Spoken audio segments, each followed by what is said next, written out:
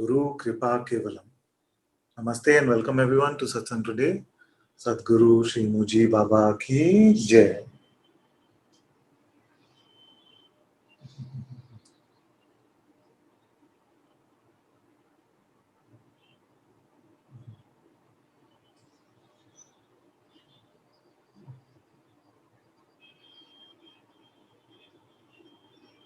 If you try to get it, it's not possible. And the only way you can miss it is if you try. No? Why haven't you got the apple in your hand? Excluding if anyone has eating an apple or something, but why haven't you got an apple in your hand? Why haven't you got it yet? You see, but I wasn't trying to get an apple. Are you hungry, Ananta? What is happening? You see?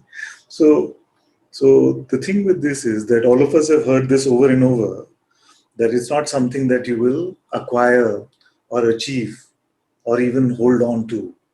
It is just a letting go of the false identification, letting go of the ignorance. So as we start satsang today, don't have this mindset that I'm going to get it or understand something or find a way to hold on to it.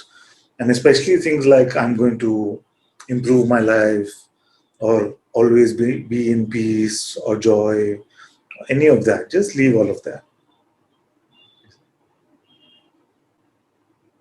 Why are you here? Just. You can say if you want to be fancy, you can say just for the joy of it or just to be together in this presence. But if it involves some idea of grasping, then you're actually being counterproductive. You're shooting yourself in the foot before you even start. So none of that grasping mindset. Don't come as a seeker, and definitely don't come as the finder. Is it? Because many times when I say, okay, don't come as a seeker, then you say, yes, I don't need to seek. I found it already. I found. I am that. Or I am nothing. None of that. Is it?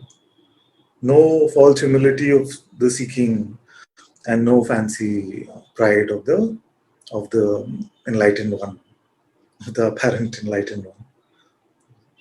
So empty of both those positions. We just here and we're just exploring together to see. And basically, I'm here to clarify what I see, quote unquote, see, and to check with you whether you find the same thing. You see?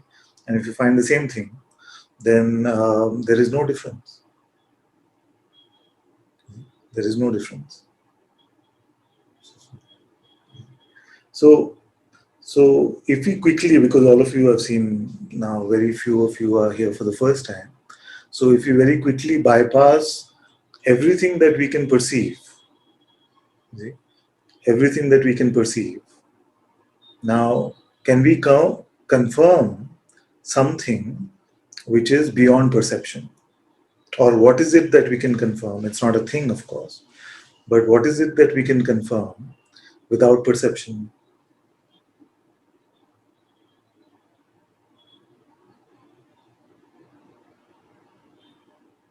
You see?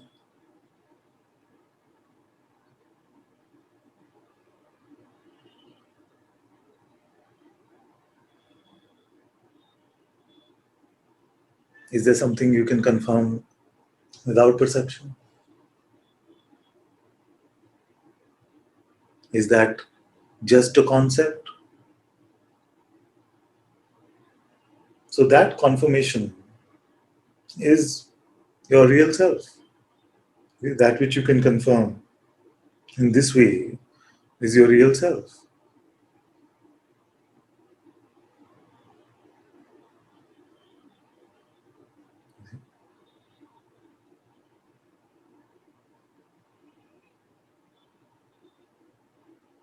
How many of you feel that this confirmation is not possible, or it's not happened for you, or it's not happening for you? Don't worry about, but I don't stay in it, it doesn't remain, it only happens in satsang. All that leave aside for the moment. Just the recognition itself. As the masters have told us, find that which is beyond perception, find that which is beyond phenomena. Do you feel like it is something now apparent, or do you feel like it's an image of a dark and empty place, but that image also goes? Do you feel like it is so clear? How many of you feel like it's not clear? Okay, one, two, three.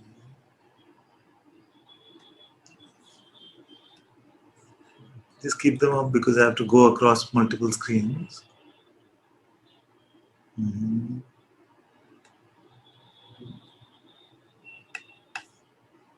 Okay, so let's go to Sebastian because that's easiest. Okay. Yeah. So let's innocently, just the same way that you've been continuing, uh, we are looking for that which is beyond the realm of perception. Now, in the usual traditional worldly way, that's an absurd question. No? But in satsang, it's not an absurd question. It is a fundamental question. You see. So, if I was to ask you, are you aware now? Yes. Okay.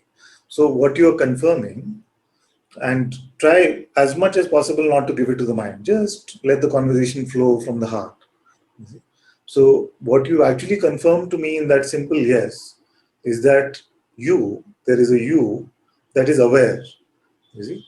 Now, this you, did you see it as a perception? No. It's already there. Just need to close the window here. Yes, yes. There we go. No, I didn't see it. It was And natural. yet, Yeah. it's not something that you're just making up. No? You see? So it's not conceptually, just conceptually coming. Yes, yes, the world is round or something. You see? It is clear. It is more tangible than worldly tangible. It feels So weird because it feels invisibly tangible, invisibly, exactly. untangibly tangible, or something like that. I don't know. Yes, yes, yes. Beautiful, beautiful. So invisibly tangible and also invincibly tangible. You see, it cannot be hurt by anything that appears and disappears. So you are aware. There's a you that is aware. Now, is there another you? Okay. You see? Now, if you had to pose as if you are another you, what would you have to do? Is the posing possible just organically, just like that? You I see? mean, what it feels like is Yeah. it feels like I'm not that, and You are not like, what? sorry, It feels like you are not what? The the you that is aware. the recognition, but it also feels like I'm not that. I'm not Uh, not that. Sorry. when you say it feels like, can you define that further? What do you mean by feels like?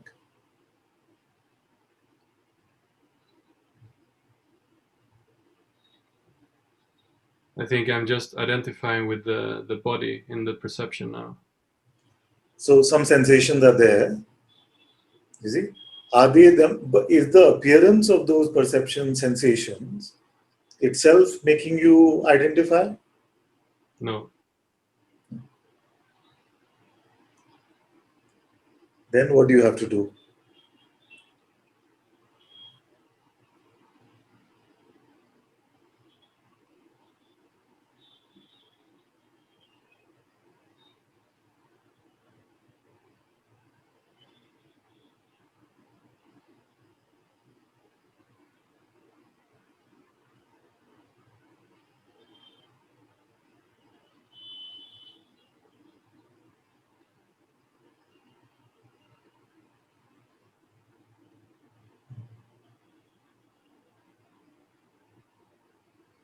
it feels like all the forms and objects that appear, they Yes, are really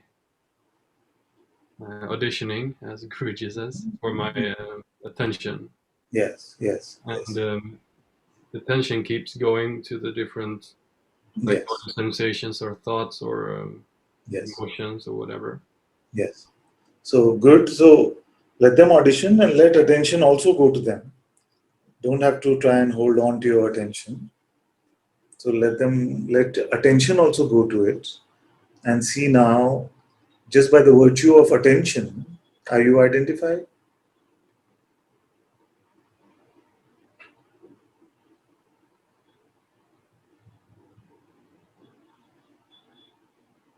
No, Not identified.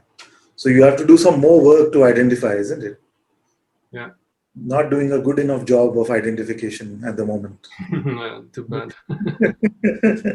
So what will you have to do? He's taking office, he's getting ready, Yeah, rolling yeah. sleeves. I'm going to identify well now. It's called the hot seat, right? Yeah, yeah, It really got hot there for a while. yeah. So So good. Let me recap for you and everyone. So we were checking on, is a discovery possible which is independent of perception and ideas. You see, now some say maybe it's not so clear. Can we check? So we started talking, and I said, "Are you aware now?" And the confirmation came, yes. You see. Now remember that it's not the word yes which is important. It is the recognition which leads to the speaking of the word yes. The word could be any language. It is not in the word itself. You see, so that's fine then. Then we say that okay, now for you, because we say I am aware. Are you aware now? Say yes. So there is a you that is aware, and we say, is there another you? And in the light of pure looking, we notice there's no other me. See? Then a response came saying, but it feels like I am this perception or a set of perceptions called the body. You see? Now we are just trying to experiment and see that just by in the perceiving of them, does identification happen? And you notice that no, in the perceiving of them, identification is not happening. So I need to do even more work. I need to engage in more effort than just attention. So what would that effort be if you had to identify with some sensation or perception?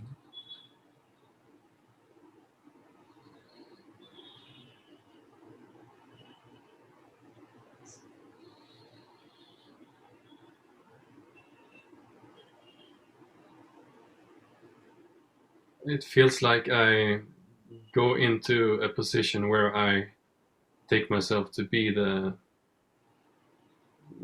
point. Okay, how the perspective from the sensation of the body or something like that. Yes, but how do you do that? Just with attention, can you do it?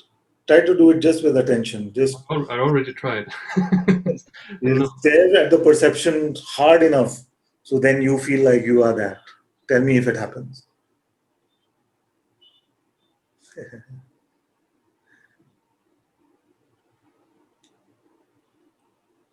We're going really slowly at this because this is the fundamental.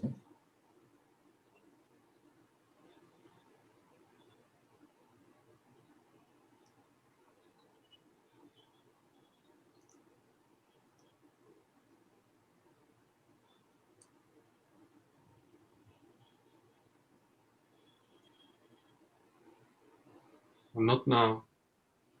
Not happening now. You see? No, When we, it still feels big, but there's something that is much vaster also. yes, yes, yes. So both are perceived, Yeah. that which is very big and the seeming space in which even that is arising.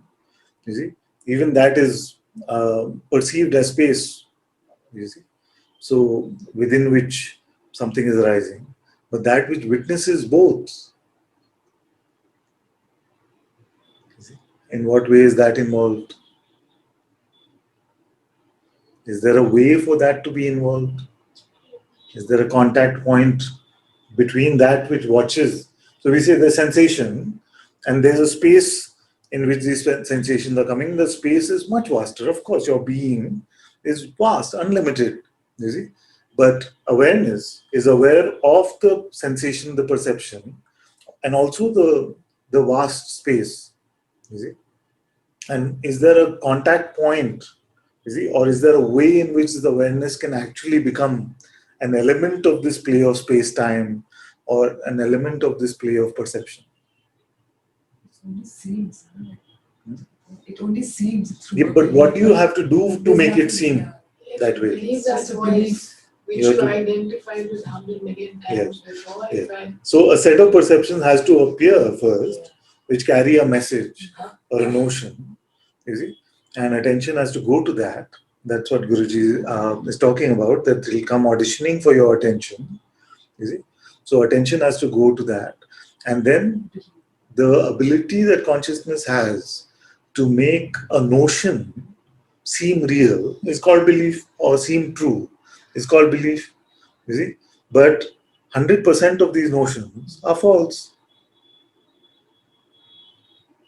You said 100%. 100%. Yeah. 100. That's a lot. Yes. So funny thing, what happened when you said I perceive the space and the body that appears within that space, so to speak. But I'm not either of them. And when you say that, it feels like I come to my eyes. Yeah.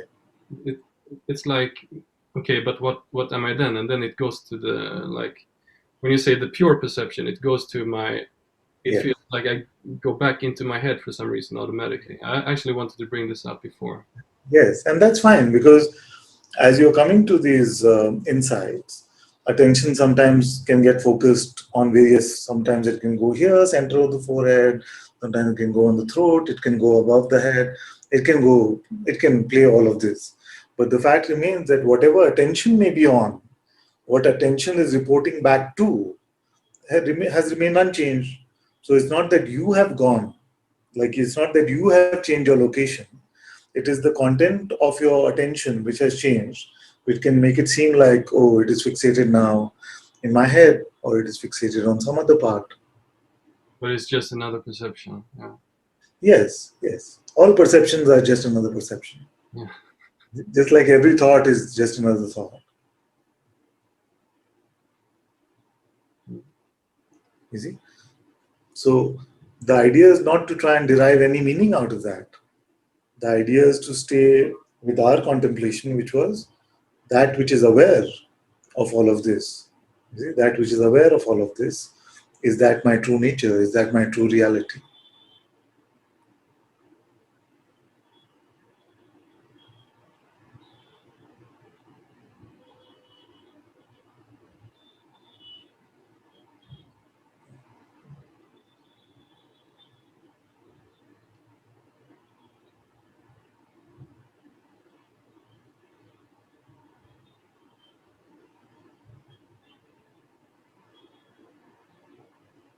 So used to objects. Yes, yes. Yeah. And that's fine. Objects will appear in attention. So remember, this is not a fight for attention. Attention can be completely free. You see? It is just a letting go of false notions, which means that whatever may be perceived, we allow the interpretations to come and go without grasping any of them.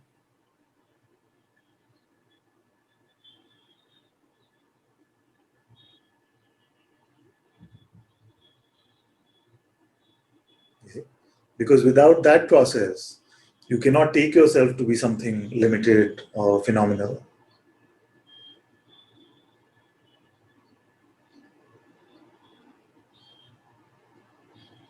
Yes.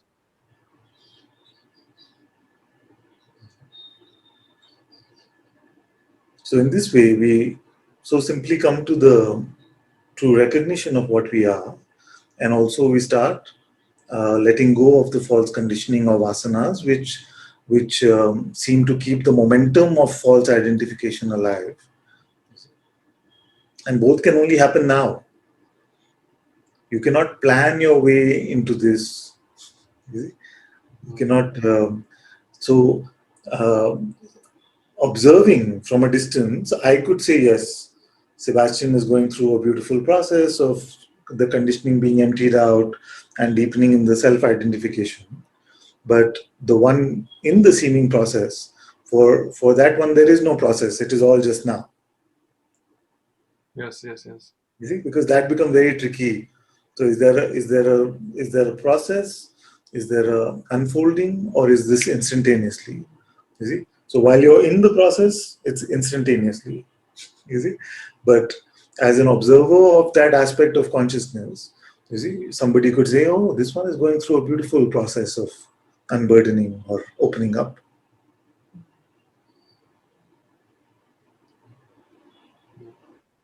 You cannot drop your conditioning in the past or the future, and you cannot recognize yourself in the past or future.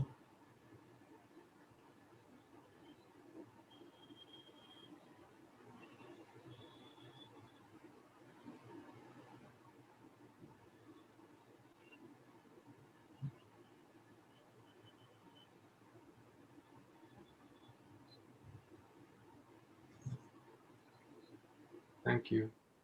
So welcome, my dear. So welcome. And all of you, because I'm noticing some questions, all of you, remember that there is an aspect of the mind which is the mind reporter, you see, which is like the meta mind. You know, the mind that is reporting on the state of the mind itself. Now my mind is doing this. Now my mind is doing that. You see, and we become enamored with it, with this mind reporter, because it's a new sort of way of being. Most of the world is just enamored with the mind. But as spiritual seekers, because we realize that the mind is so tricky and sneaky, we then become enamored by the sneakiness and the trickiness of the mind. And then that aspect of it becomes central to our spiritual seeker identity. And it feels like it is helping us. But actually, it is just the mind.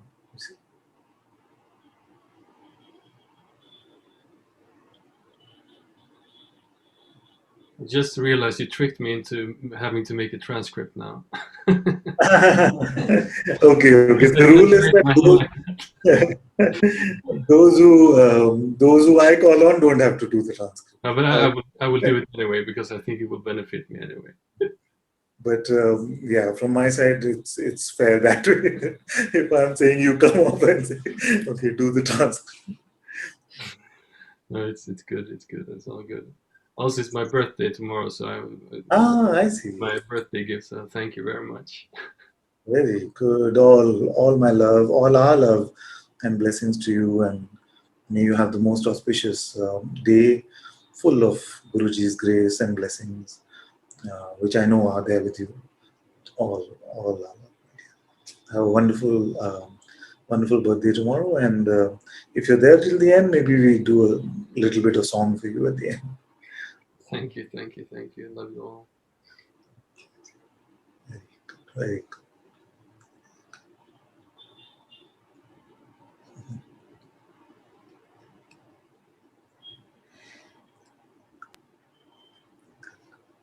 So we are all on this now. Now I want to see, before I go to the questioners, and I'm making the transcript shorter, so don't feel bad. Actually, your work is getting easier today because I would have said all this anyway. So, so for the rest of you now, is it clearer? The recognition of that which is unperceivable. Do you feel like, those who feel like it's still not clear? Rebecca was making a hand movement which I didn't get.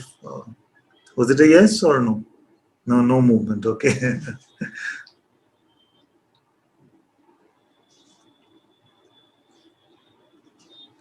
Everyone's clear.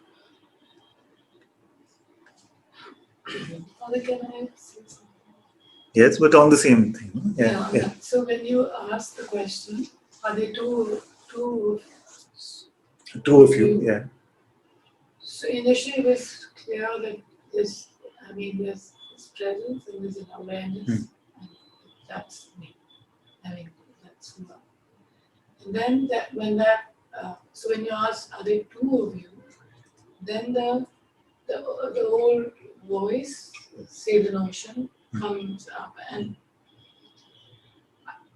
not today, but okay. So you said don't talk. You answered it grows in the past, but there's a confusion arises because that also seems like me. Yes. And this is completely different from that me. So one experiment for that is that what are you unchangingly? Yeah? Correct.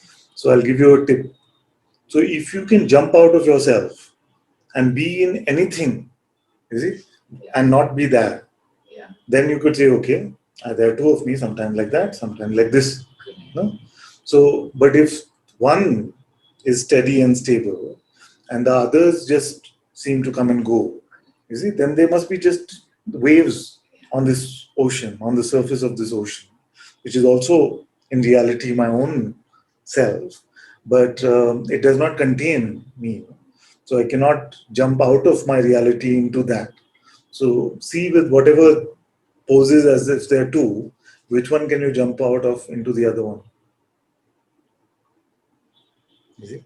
So you would say, okay, if there's awareness and that, then there's a potential for me not to be aware, but just be that.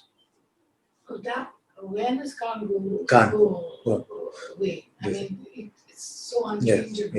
Yes. Then it's if this contemplation, that one which is saying, the old. No, it's simpler. Yeah. So awareness can't go. No. You see, then the self can't go. No. That is Vedanta 101. Self can't come and go. No. Exactly. Yeah. So okay. Yeah. That's it. That's it. Yeah. There's no. Even that is an inference, but your inside is already telling you this. Yes. You see, when you're not trying to solve it in your mind, in your inside it is already apparent. You see, this is just a counter for the mind, mind's objection, saying, "But I feel like I'm this also, I'm that also." Yeah,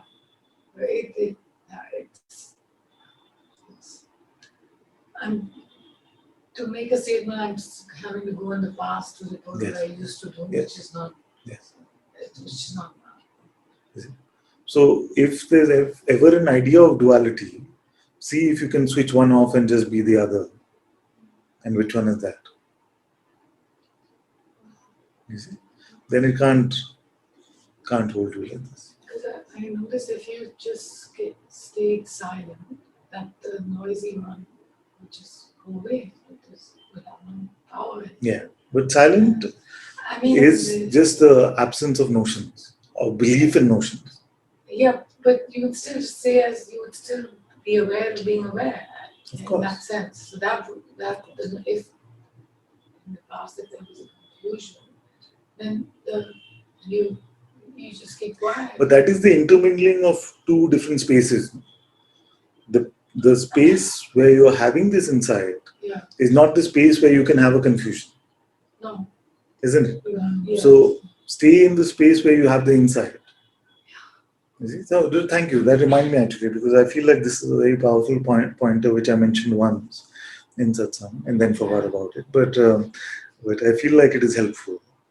So the space, and we have to use the word space. It's not really a space, but the place or space from which you confirm that you are aware.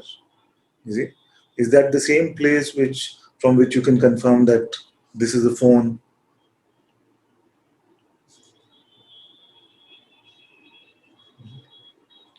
You see? Which place do you confirm this is a phone from? You see? And yet, even to use the phone, you don't need the label phone.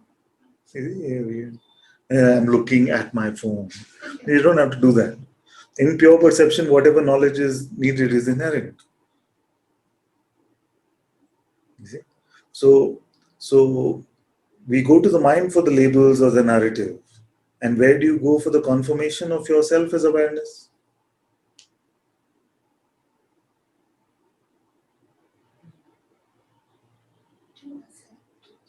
You see? You don't go anywhere actually. It is just so organically there, naturally clear. You see? So it is the absence of having to grasp in which our true nature is already inherently clear. Is it a complicated phrase? So, in the absence of having to grasp at something, you see, is it not clear what you are? But if you want what you are to mean something, then you will struggle. You have to listen carefully, okay? What you are is inherently apparent to you without having to grasp for anything at all. But if you want what you are to mean something, you see, which means to do something for you, if there's any selfishness about it, then it will seem forever elusive.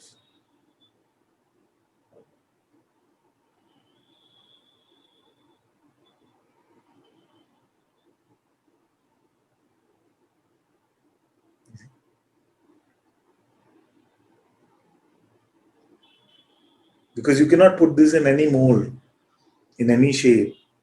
You cannot put this in a narrative of time.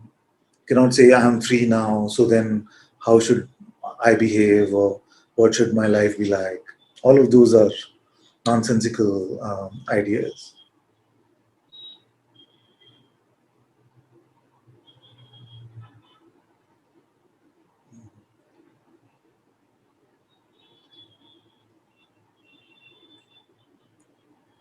Once the wave discovers that everything is the ocean, what should happen to the wave? It was never the wave in reality. Its substance was always the ocean itself. It is the false ignorance of identification as a wave which you let go of. Not so that I can use the ocean knowledge to become a better wave. Oh, now that I know I'm the ocean, how can I go higher as a wave? The metaphor fits quite well for the spiritual desire.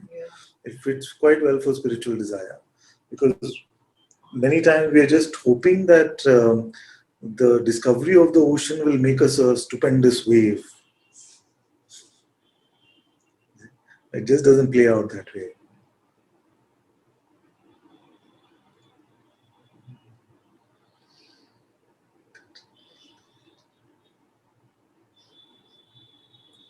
Okay, so let's go to what question can remain. Let's hear. Praharsh.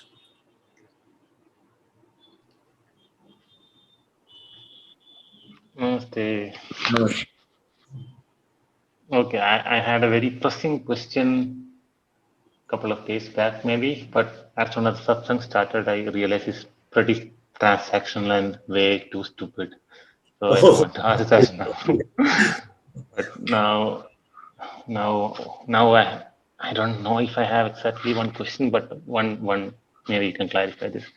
When you raise your hand and I say I can see a hand, there's something you hit me with some time back.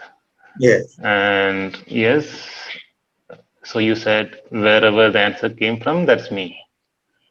Okay, This, let's look at it fresh because this is probably one of my favorites, right? and So you're aware of the perception of the hand. yes, So you are confirming to me that there is a you that is aware. Now forget yes. perception and hand. That you and that aware. You see? Is there a difference between you and aware?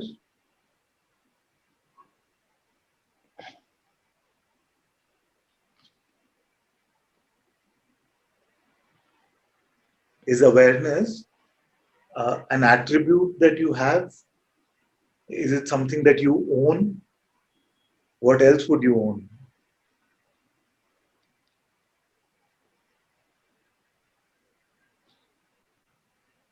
Where does awareness start and you end? Yes, it seems like it's the same. But I can't confirm that somehow because it's almost like the confirmation is coming from the trust that I have in all that I've been listening to from Okay. you and Guruji and all the Very good. masters. So Very good. So throw that away for the moment. I don't know how to do that. Throw it aside. You see? This is very good. Okay. This is very good. So if confirmation is coming from because I believe the words of the master, you see, Yes. then we don't need that. We don't need to believe any notion. Okay. You see, keep it aside. You see? Now, without that, are you aware now? Yes, I am. You see? So this you that is aware, what attribute does it have? Shape, size, duration.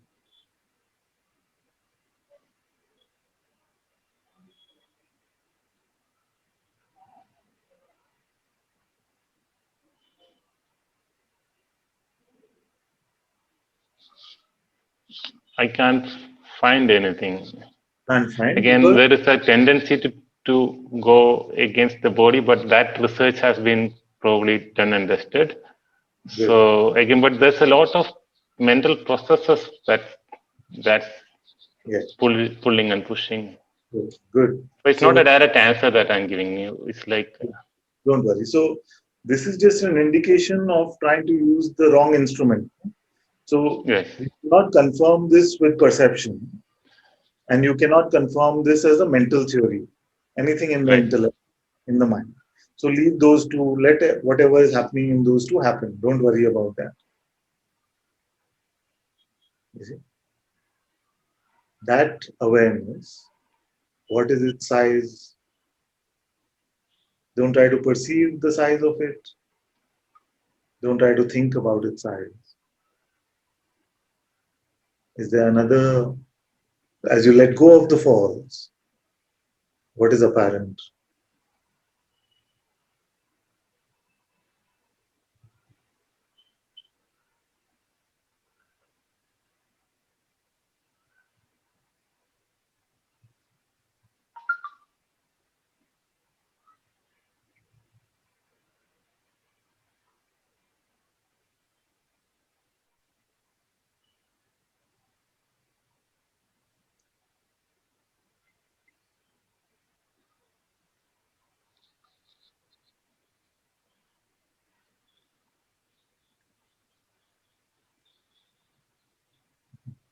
All questions that are truly worthwhile can only be answered from there. Who are you? Are you aware? What is aware of your being? Who exists? What is truth? What is love? All of this, the answer can only come when we are empty of our dependence on concepts and perception. But for a while, it will seem like, or can seem like, those answers are not translatable into words, you see, are not translatable into communication, and which is fine. So stay there. And stay there only means that it's not to stay with attention. It only means don't run to the shelter of words. Don't run to the shelter of words or perceptions when you are empty of them.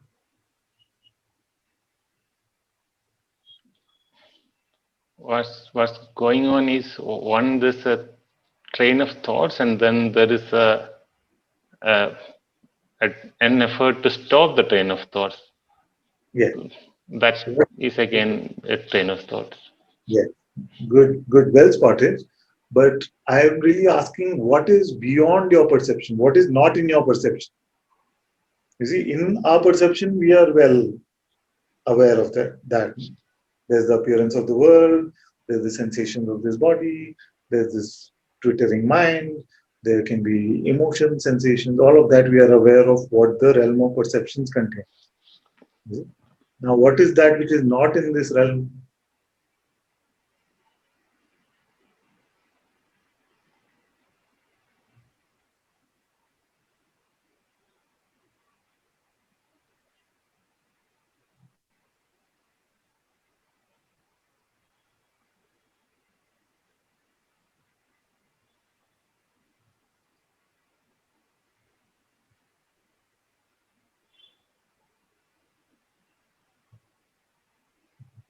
And more important than any answer itself is where you will go for the answer. Right. And you can't go to the mind or to any object which is in your attention. And you can go, but it will not give you an answer.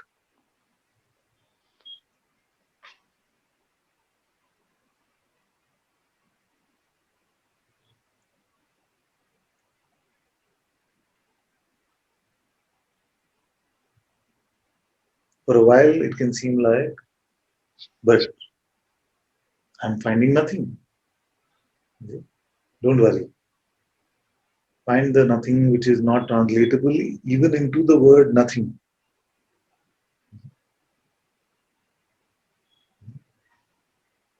Neither something nor nothing. Because both those are just in the intellect and perception.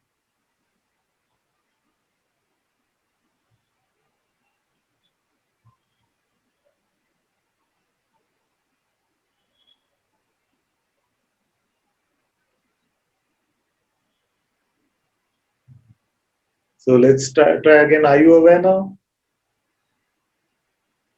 Yes. How is that clear? It's just clear. It just is, no? So that same way in which that is clear, let life also unfold like that. That is to trust the heart or to trust your intuition. Okay. Very, Thank very, you. very good, my dear. Let's go to let's go to Gemma.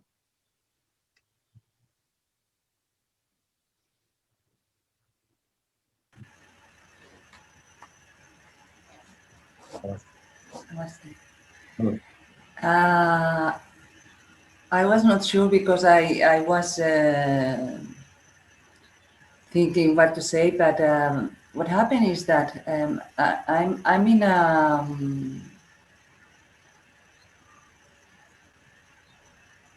in a state that is mixed with the duality, of course, because in my bipolar, this what they yes, say yes, bipolar, yes. and I went into a depression state, blah blah. So what happened is that now I'm aware that I'm here, but I'm most of the time afraid of life because my life, what is touchable, is that uh, uh, I have no family or kids to take care. I have no work. I have no activities. I have no friends, and it's like, what am I doing here? Hmm. And then I feel afraid because I don't want to stay like this. I don't know what to do. I just moved to another place and I don't know anything. And it's a part of what the doctor says. Yesterday I went to the doctor and he says, you are very depressed. So the pills, more pills. Hmm. And then it confronts all the time with the pointings because I say, okay, who is the one who is afraid or who is the one who is depressed or whatever? And actually,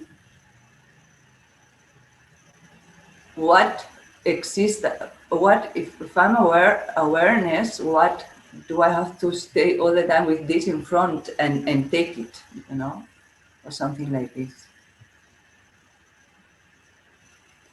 Okay, thank you. Thank you for that question.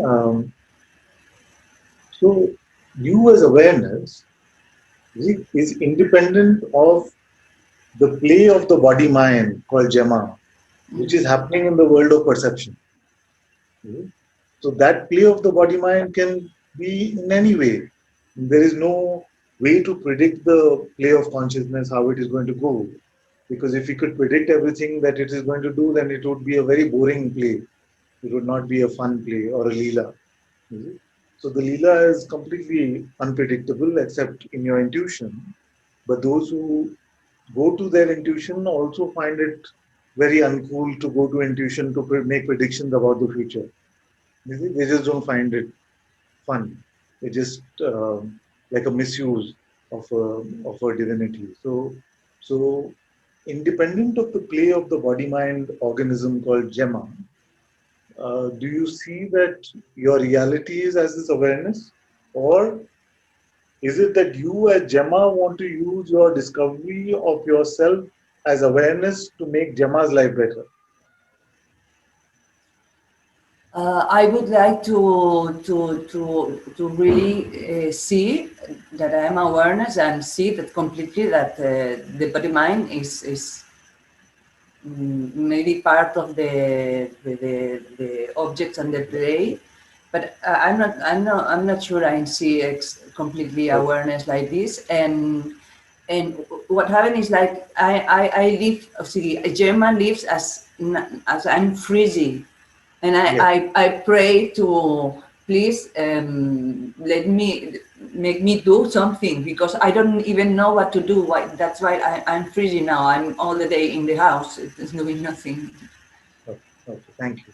So let's stay with the first part first of what you said, and then we come to the second part. The first part of what you said is that I want to be clear that I am this awareness, and I want to see that this Gemma, the play of this body mind, is part of this objective play of this appearance that we call the world. Yes? So let's do that today and Yes. see if the second part is still there. Okay? So right now, are you aware?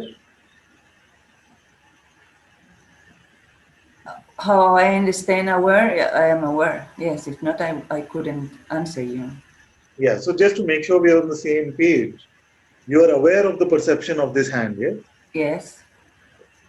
So that you that is aware, tell me something about that you. There's no nothing to tell because the only thing I can say I can think is that the brain has the possibility to go to the mouth and say and to answer, but this is science, and because I have these things in the in Yes, but yes, if not is I don't know who is answering, and I don't know what is this. very good. So very well articulated. So we are not going to refer to any learnt knowledge. We are just going to speak from what is obvious in our present experience. Mhm. So that which is aware, mhm, how do you confirm that it is you? Because it's, if I have another person, it's not the other person who is answering, it's this person who is answering through this awareness, I guess.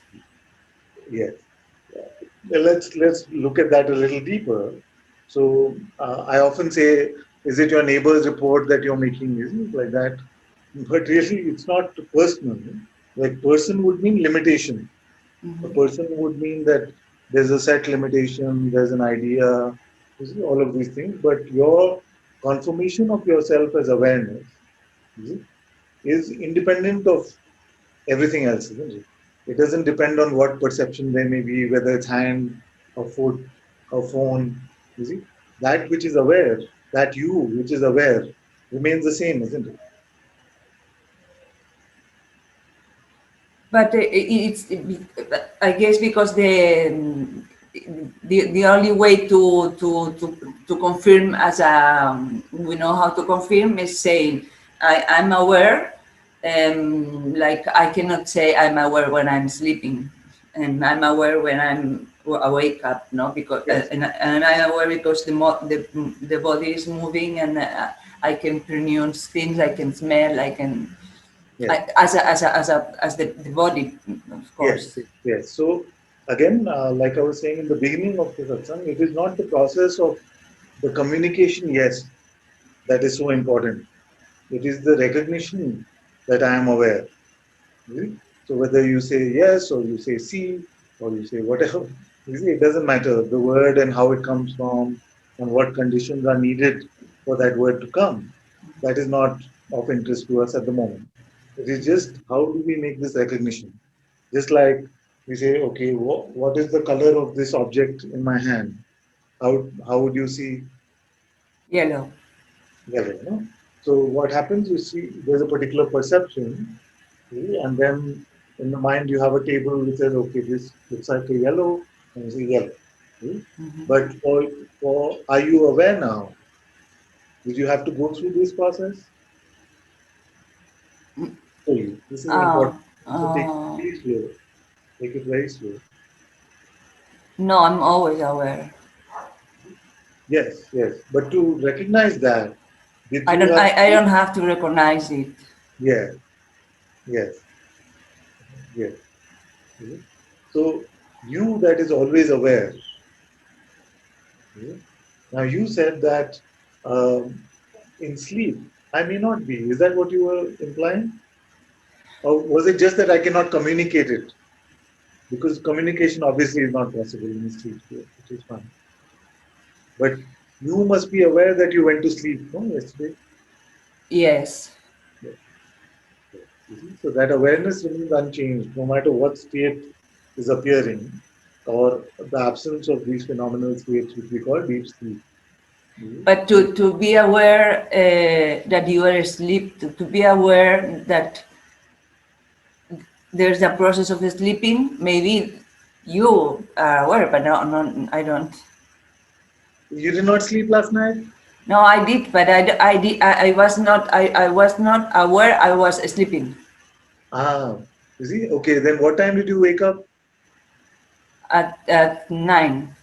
You see? So to be able to tell that difference, to be able to tell the difference that I woke up at 9, the witness must have witnessed both the states.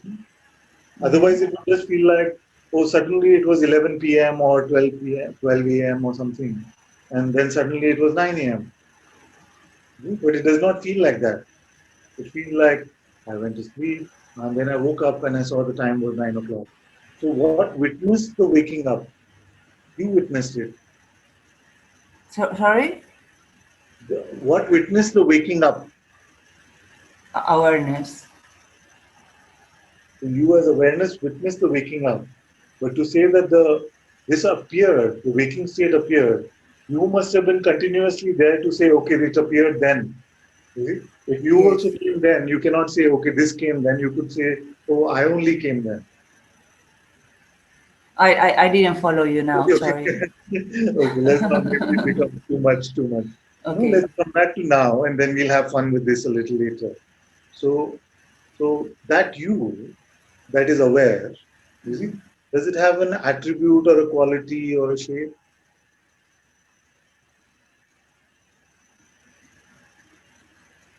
I don't know. I don't know. I don't see. Yes, yes, yes. So, if you as awareness had to take on a shape or to take yourself to be something in the objective appearance, what would you have to do?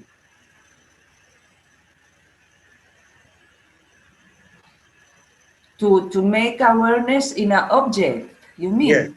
like make yourself into an object. To believe. Okay? So don't do that.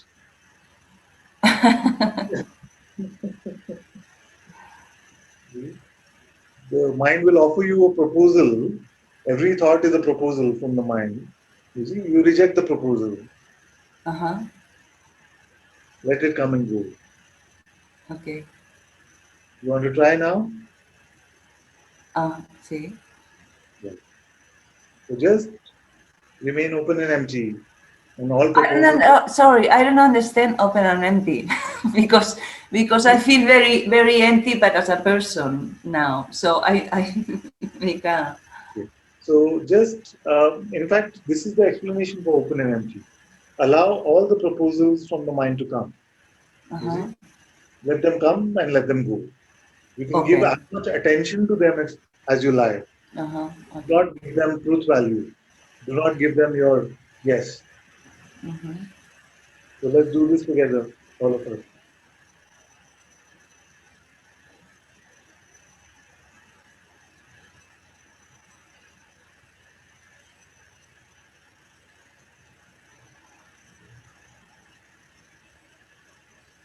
I just have open and empty, open and empty, open and empty.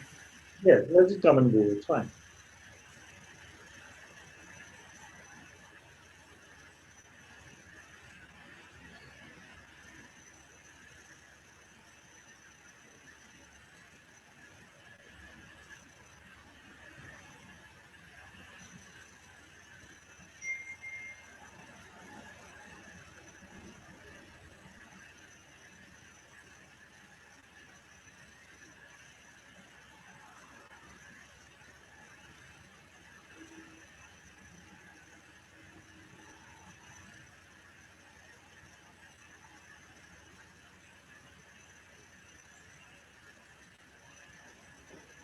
Still empty?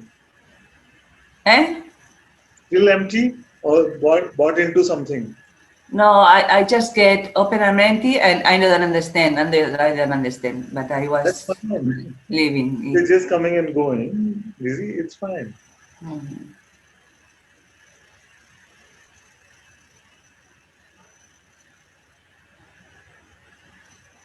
Okay, now do the opposite. Whichever thought comes, you have to believe it.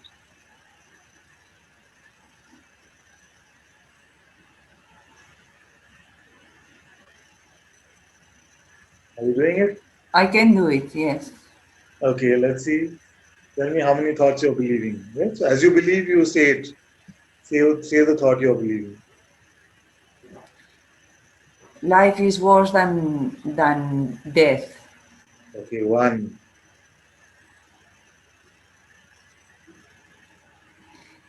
This is not my life. two, What am I doing in this life? three. Why do I have to be like this? You're believing also, you're just saying it with attention. You make sure you believe it properly, yes? So three. Well, I've been believing it from long time, so Okay, four. I've been believing it for a long time. Four. I'm tired now. Five. Five. Okay, get to 20 in the next 1 minute. Sorry? Yeah. Get to the number 20. Get to 20 in the next 1 minute. 20 beliefs. Yes. Uh,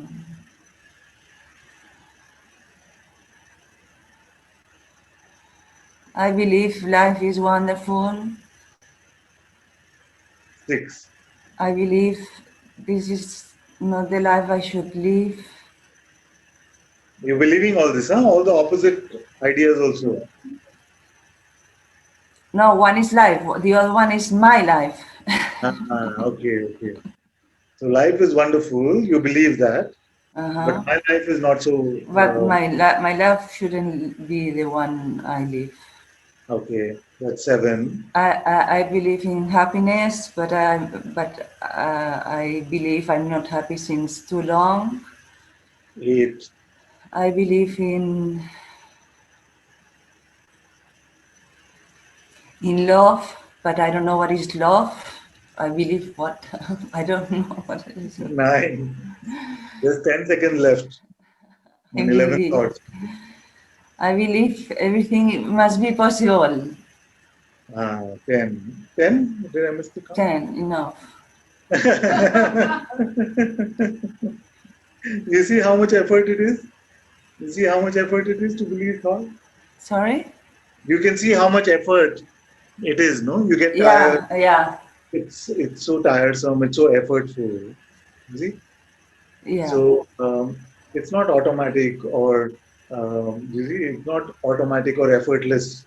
That is also a thought which Uh-huh. says, but so automatic or effortless. Hmm.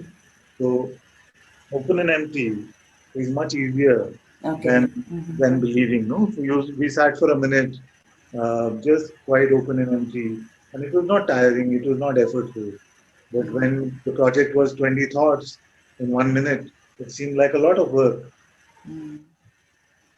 So the great sage Vashish said, to remain notionless is easier than to crumple a petal, a flower petal, to crumple it in your hand To remain notionless is easier than that. Mm-hmm. It's a very poetic expression for saying that it is effortless, actually. Okay.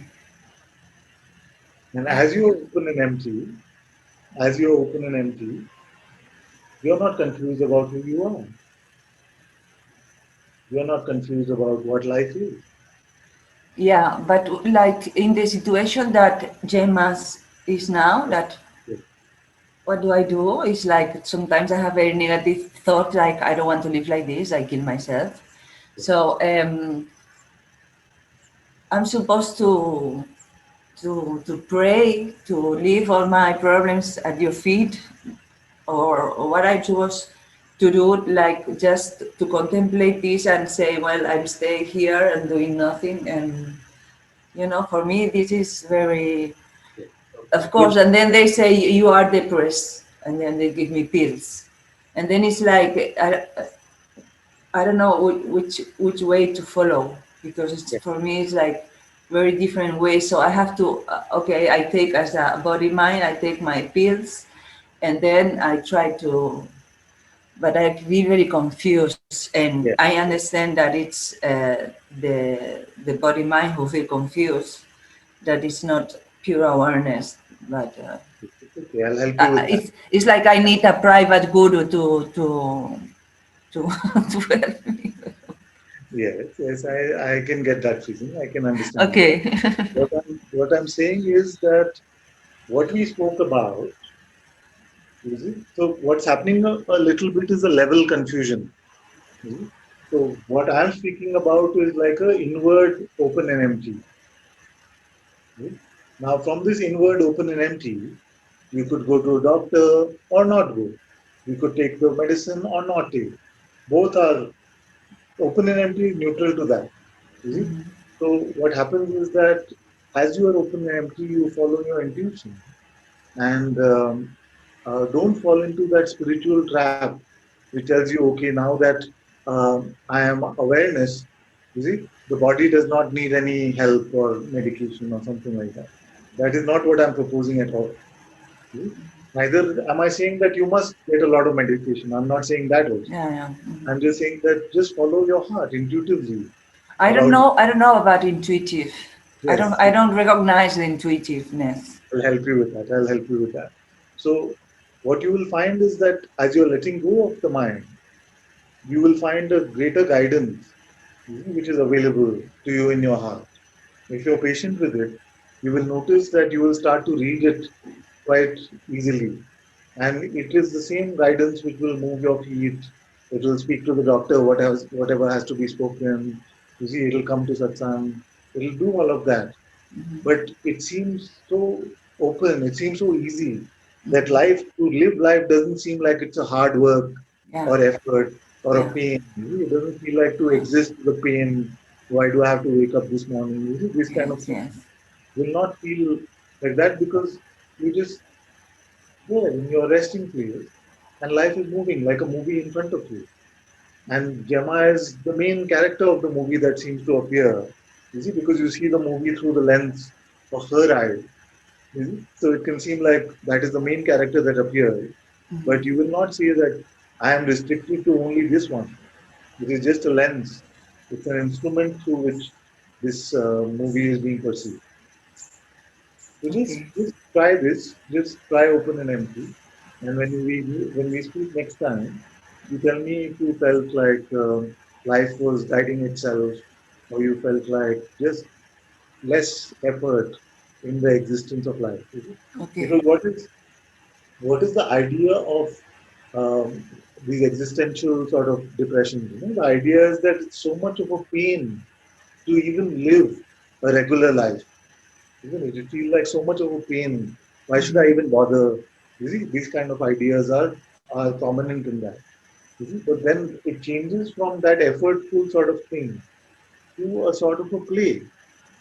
You see? Nobody says, "Why do I have to play?" Every child plays. You see, there's no reason behind playing.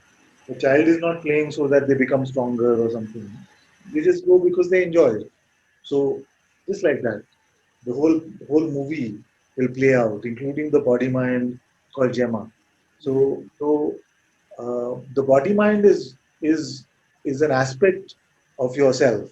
You see, don't try to represent your whole self with that body mind. Many spiritual seekers fall into that trap. That if I'm awareness, why should I take a pill? You see? Or if I'm awareness, then how does my leaky roof affect me? Let it rain on my head. You see? Or if I'm awareness, then why does my car break down? You see, I don't need to take it to mechanic because I'm awareness. You see? So just like that, the just like the car, just like the house, the body is also like a house. Right? It's an instrument. It's not it's not something that you are, but it is something that is appearing within the space of your being, and you are not to take a position either to over service it or to under service it. Mhm. Okay.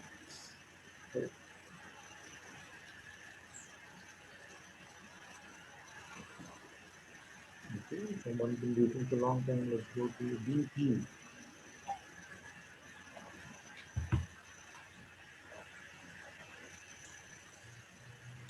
Namaste, Fai. Can you hear Namaste. me? Yes, yes. Hmm, I don't really have a question, but it feels like these feels, no, these feelings Yeah. when you say, or some, when I don't know the exact words, but when you say that because there is a thought doesn't mean that you have to believe it, Yes. or the feeling, no, I feel the body, no. So something feels like because I feel the body, I am the body. Yes. But actually, we never feel the body. We feel the feeling. Is it? Do we ever feel the body, or do we ever experience or perceive the world? Maybe I've gone too far with that. Let me elaborate. So what I'm saying is you perceive a sensation, but a set of sensations collectively are not saying I am body, I am body, I am body. It Mhm. is the mind which takes a label and says, how can I understand all these set of perceptions and sensations? You see? So there's a perception of this. You see? Then there's a perception if I pinch like that. So there's a perception of that. There's a perception of this. It's already too much for the mind to handle. So the mind needs a label which says, okay, in your body, one hand is having some pain, the other hand has five fingers, something like that. You see? But the sensations themselves are not saying, I am body, I am part of your hand. You see, it is just being perceived. The Mhm. same as every perception from the world. The perception that you have in front of you is not saying I am part of the world. You see, this is how you can understand me. I am the world. It is just a soup of sensation. Is it same for feelings? So feelings, sensation, perception, all perceptions finally. Is it? So what is of most interest is that with these labels, we are able to make a narrative for the non-existent me. Okay? Oh, in my body this happened. In the world, there's so much of this happening. You see, we are able to insert these into the narratives, but we cannot insert the pure perception into any narrative. Yeah. You see, and without a narrative, you cannot take yourself to be a me.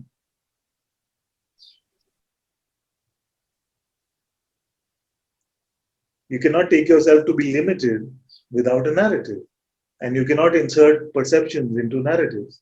Only our labels of them. So stopping believing the false.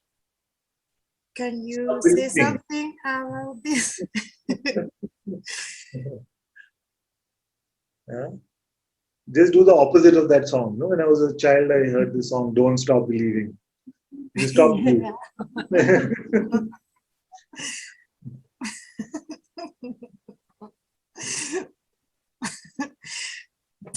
it feels like something have to understand, or we always make a meaning. If you understand, you will be able to write a book. Yeah, but But it this won't is help you not in what I any other way. feel. Or, So,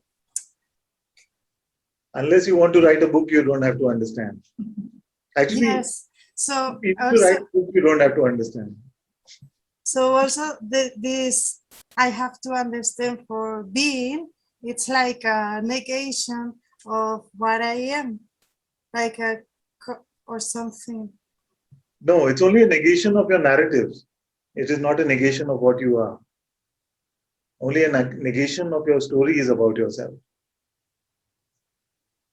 I mean, when I believe I have to understand to be. Yeah. So that is a narrative. To let go of that narrative is to negate that narrative. But you are still there. No? Yes. So, okay, let's take this is a very good example. You believe that you have to understand to be. You see, now don't understand anything. Don't understand anything. Are you still? Yes. So for this, I tell you how I stop believing the false. Just stop believing.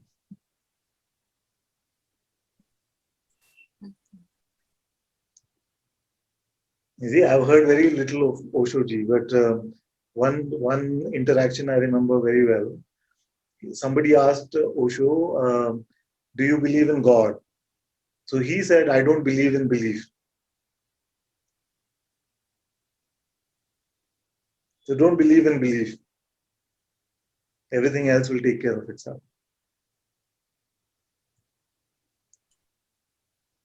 You're still trying to understand. You see, don't understand. Yeah. So Okay, don't other day when we speak. pause. Don't, don't understand. Okay.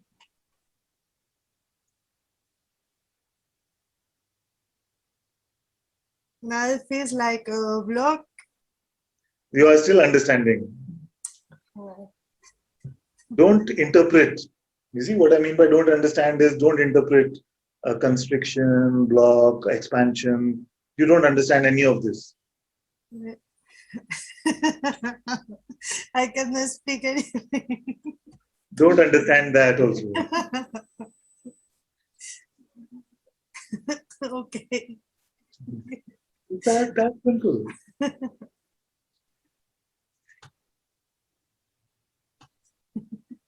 We've been using a safety pin to cut a potato. It's not going to work. Yeah. To try and use the mind to understand truth is just not going to work. Yes, but this is happening. Yeah, but you I don't love understand. this thing. You don't have to understand. You don't have to understand what is happening, okay?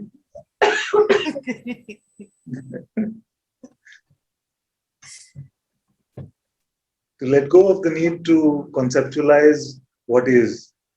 You see, let go of the need to conceptualize what is basically to try and understand what is happening. Let go of that need.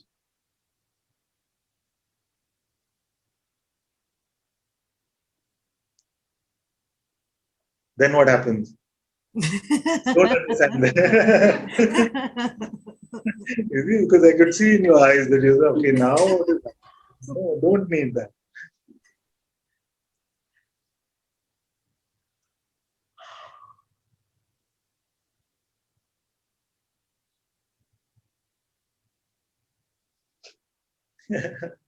Your mind will scream. It will say, but what does this mean? What does it mean? Nothing. Don't understand anything.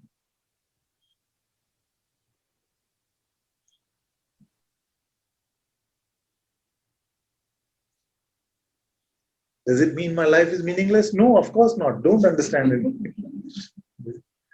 It's saying that I don't know how to do it.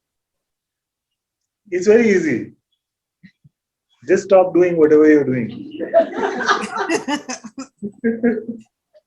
But if I am doing nothing, That's it.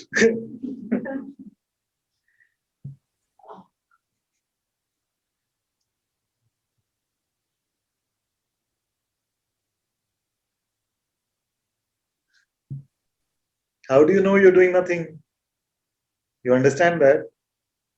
I feel like I'm doing nothing because the thoughts are not producing, or it's like appear by itself.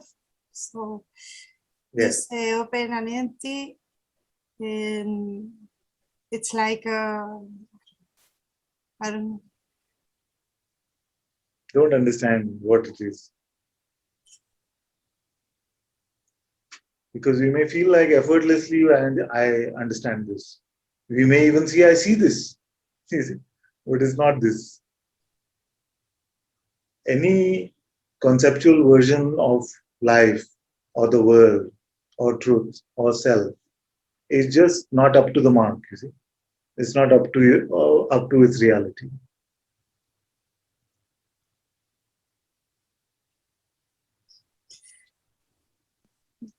There is conclusions that comes How you know? like it feels like because this is for this. What do you mean? The thought appears? Yeah. Let it go. Can't let it go? Just come. There is more conclusion that comes. Like It comes. don't But touch it. everything that comes goes unless you want to hold on to it. Yeah. Let it go. Don't become a concluder about the mind. That this is what the mind does, this is what the mind says. That is also the mind, which is posing as the reporter on the mind. You see? So we're not going to the next level of the mind. We are letting go of the mind.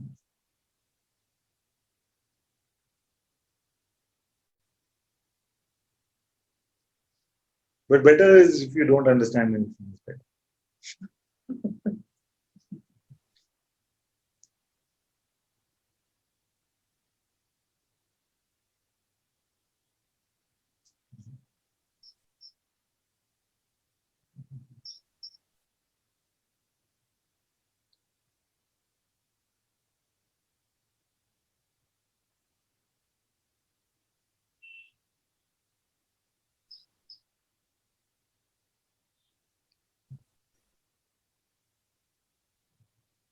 Very good. Thank you. Thank you. Thank you. Thank you, my dear.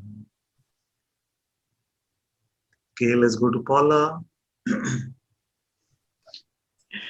Thank you, Father. Welcome, my dear.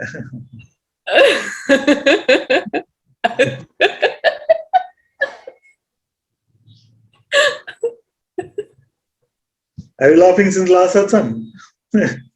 Since Aniko and I spoke. She's not laughing. Almost, yes. What? I'm saying she stopped laughing though. She's in some deep meditative state. Okay.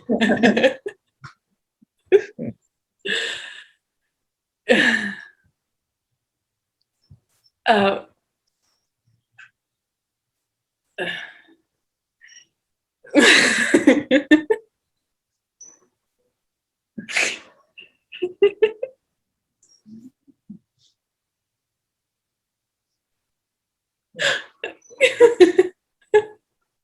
The first half of satsang is the satsang serious Advaita satsang. Second half is Laughter Yoga.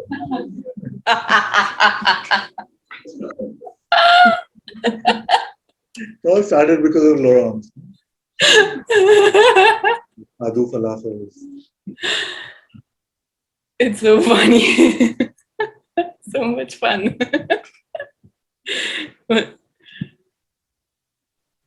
I feel everything is being washed away. And thank you so much.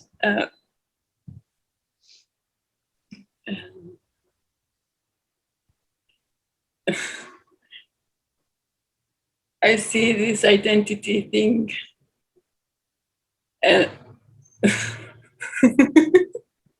I've never seen the identity actually, I have to be honest. Have you seen the identity? What does it look like?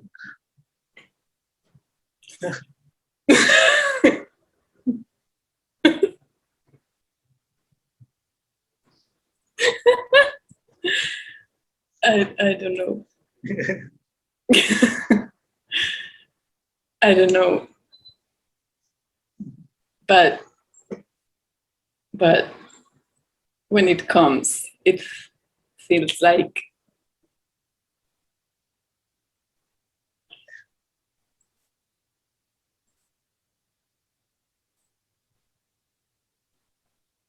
I don't know. It feels like or seems like the narrative is through, or there is something to be done, or there is something to be desired. You see, there is some duality. All these 3D ideas we have. No? So it is the play of Maya is like this.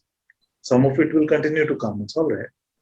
Yes, and yes, it will come, and that me is yours. It's yours. It's definitely your problem. Please. Okay, and the rest of it is not. Only that one. The rest is your joy and your love. The rest is you. So sounds like a good deal. Yes. Everything is yours. I love you so much, Ananta. Thank you.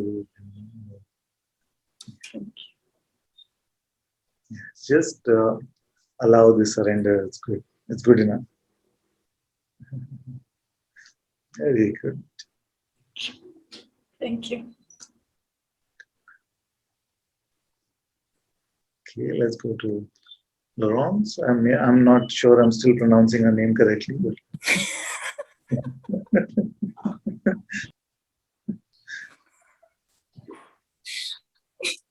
It's not difficult to pronounce. well, it's you.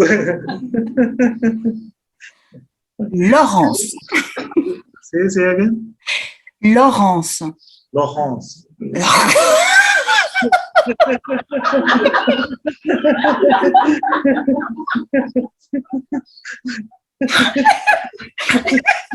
Didn't it sound the same to you?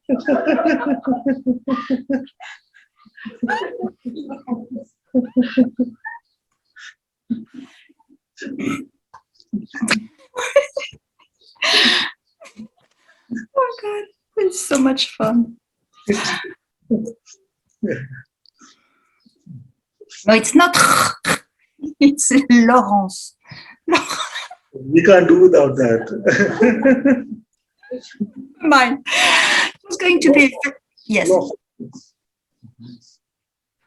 Laurence. Voilà. Voila. Voilà.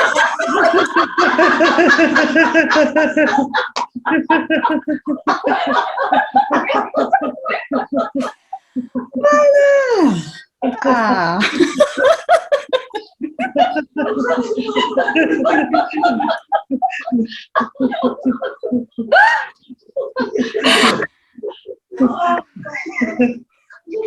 Let's say again. Voila. Voilà. Voila.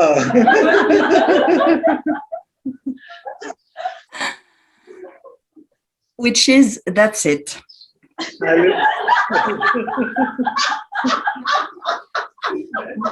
lived in the Middle East for a few years. So the Middle East sound more like Wallah.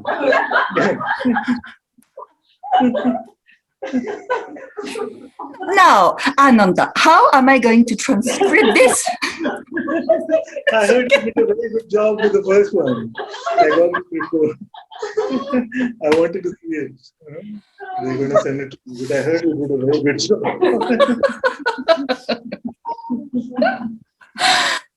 Okay. So, it was going to be a very serious question. Question actually, but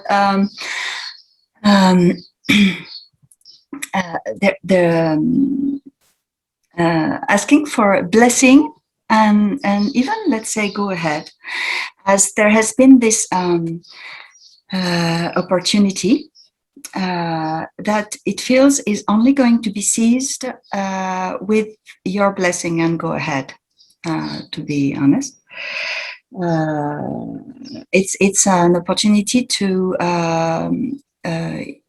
talk on internet, over internet, in how to explain. It's like this. It is called the community of abundance. Community of abundance. Yes, So, community of abundance. Anyhow, it's a space where people do come and share, but so there's been there was this opening, and there's been this applying there, and of course it started raising sort of questions, and so here it is, because of course the thing, this one has been blessed with your choosing to heal and to guide through this one. So of course this, but until now it's been only one-to-one. And there's been avoiding to be too much seen, to be on especially to be on internet. There's like, oh. And suddenly, well, it's like a conference. They have a conference. It starts with like a guided meditation, which is something that was never done here. For a group, it's what comes more and more in one-to-one appointments, actually. As this Trinity of Abundance, they are organizing. Are they organizing an event? No, it's not an event. It's on internet, always. And the way it's done is there is one first intervention, and the one person is going to talk and to share about something, and then they will propose for people to pay, actually a small fee, but still there is paying, and then it's like those who want to deepen in what has been shared can so. And well, it's true that there has been this really, there's always this like wanting to share, and this one has been put to almost a complete stop for a year and a half, and really it's a blessing, since let's say in one-to-one guidance, still the same tools are used, but somehow very differently, can I say. And so the idea here was to share about self-observation, the power of self-observation. The reason to really like feeling like asking for blessing is because even in one-to-one appointment, what comes will be like guidance towards pure perception, and the words from the invitation would come, or things that have been shared in Satsang. And there's very often there's this I don't know how to say. I don't know. I get a sense of what you're saying. My full blessing is with you. My full blessing is with you, and just share from your heart, pointing to the highest that you are discovering. The words will never meet what your discovery is like, but as long as they are in resonance with that in some way, my full blessing is always with you. And all may Guruji's grace guide your words, and may be beautiful. Yes, a letter was written to Guruji as well. It's really because there wouldn't be there's this life truly is for truth, and so it felt like, if any, because there would be a few resistances before coming up here, and even whilst the letter was being written, it was that doesn't make sense. I mean, or at least it's got to be overcome or whatever. And okay, so it was also checking, just checking if it was. If by any chance you would have said it's too soon or whatever, that would be stopping. Yes, I'm not really looking at that through that filter at all. Okay. The blessing is that you are just open, empty, positionless, and allowing your heart to do the speaking. It is, it is fully Yes. organic. Yeah. Yes. Usually, the few times where I've said no to something like this is when I feel like there's a tendency to make a position out of it, like now I'm this or something, you know, and so. But with you, I feel like it's quite light and open, and you'll be fine. So, Okay. Yes. Truly, actually, 1-to-1 and 1-to whatever, it's the same. It's so okay. Thank you so much. So much love. Yes, I will add this.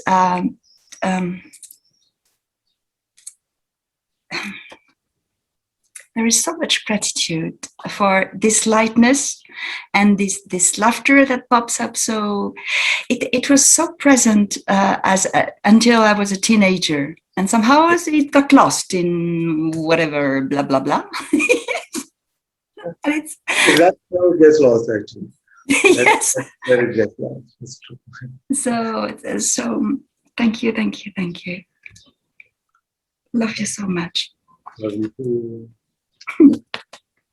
And you'll get the pronunciation absolutely perfectly. I'll come up just to check. But it's more fun like this. Yes. Thank you. Thank you. Okay, let's go to. See, this one is the other one I always mispronounce. Laila? Yes, it's Lila. Ah, Hello. I'm on the same subject of the health. So there is a condition that this body was discovered that's very upsetting. It's very hard for me to get out of the identity.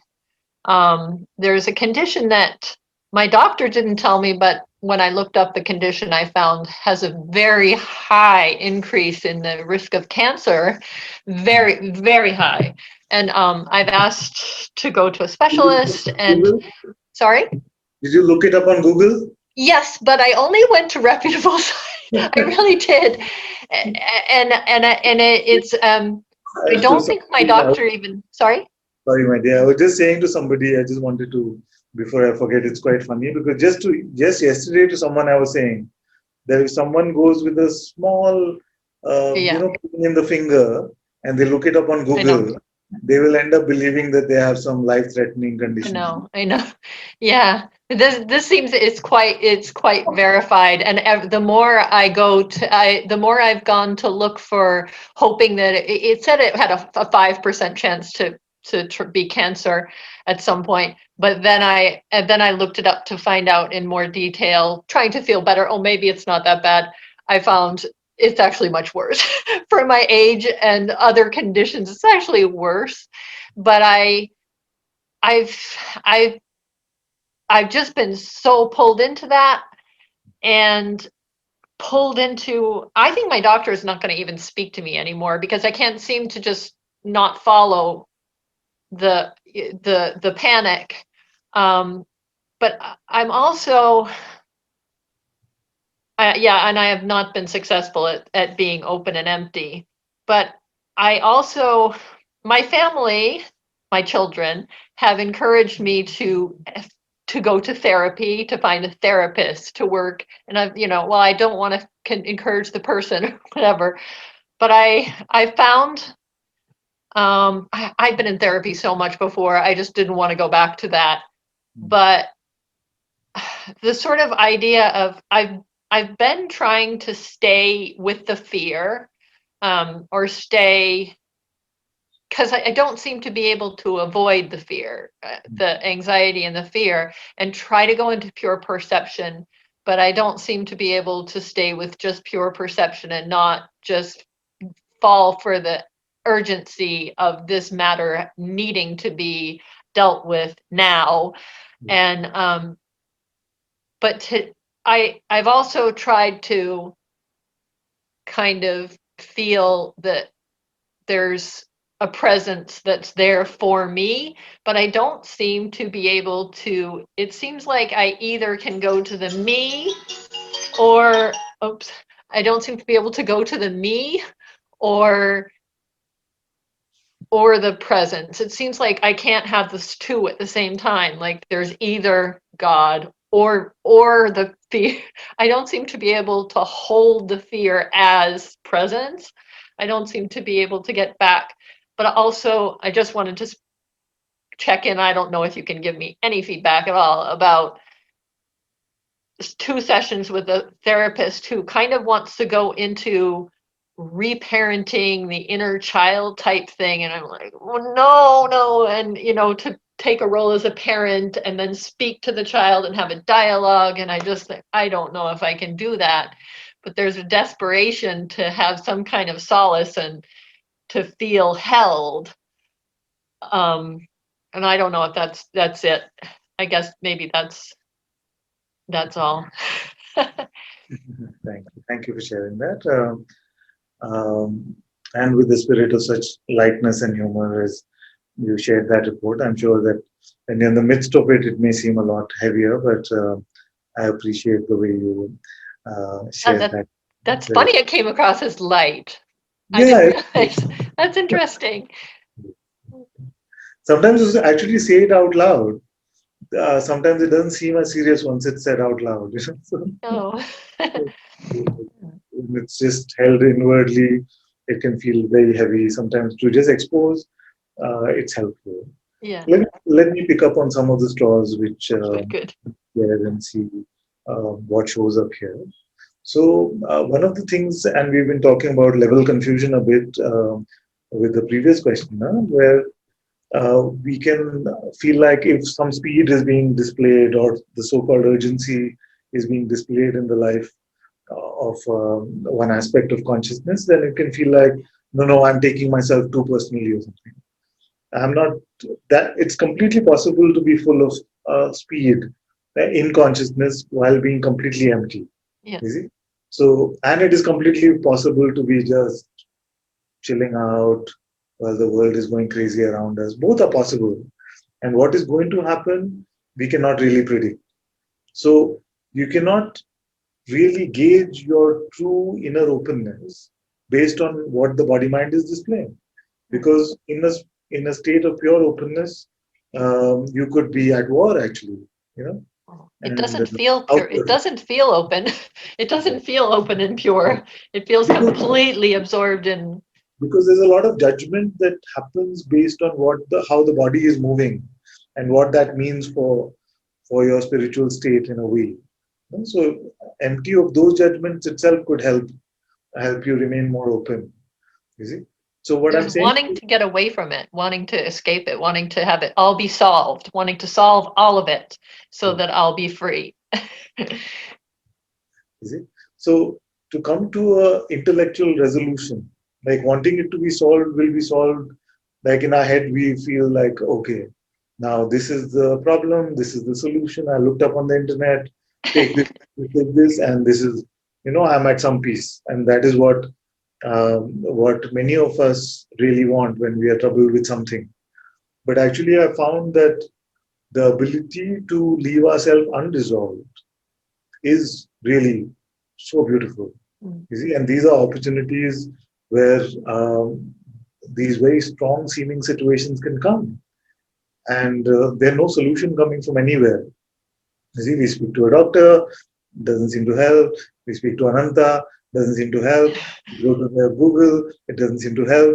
You see, so many times these life puts us in these situations where our conceptual idea of what the problem is not getting resolved. You see, we're just looking for a set of notions which can neutralize those troublesome notions. Yeah.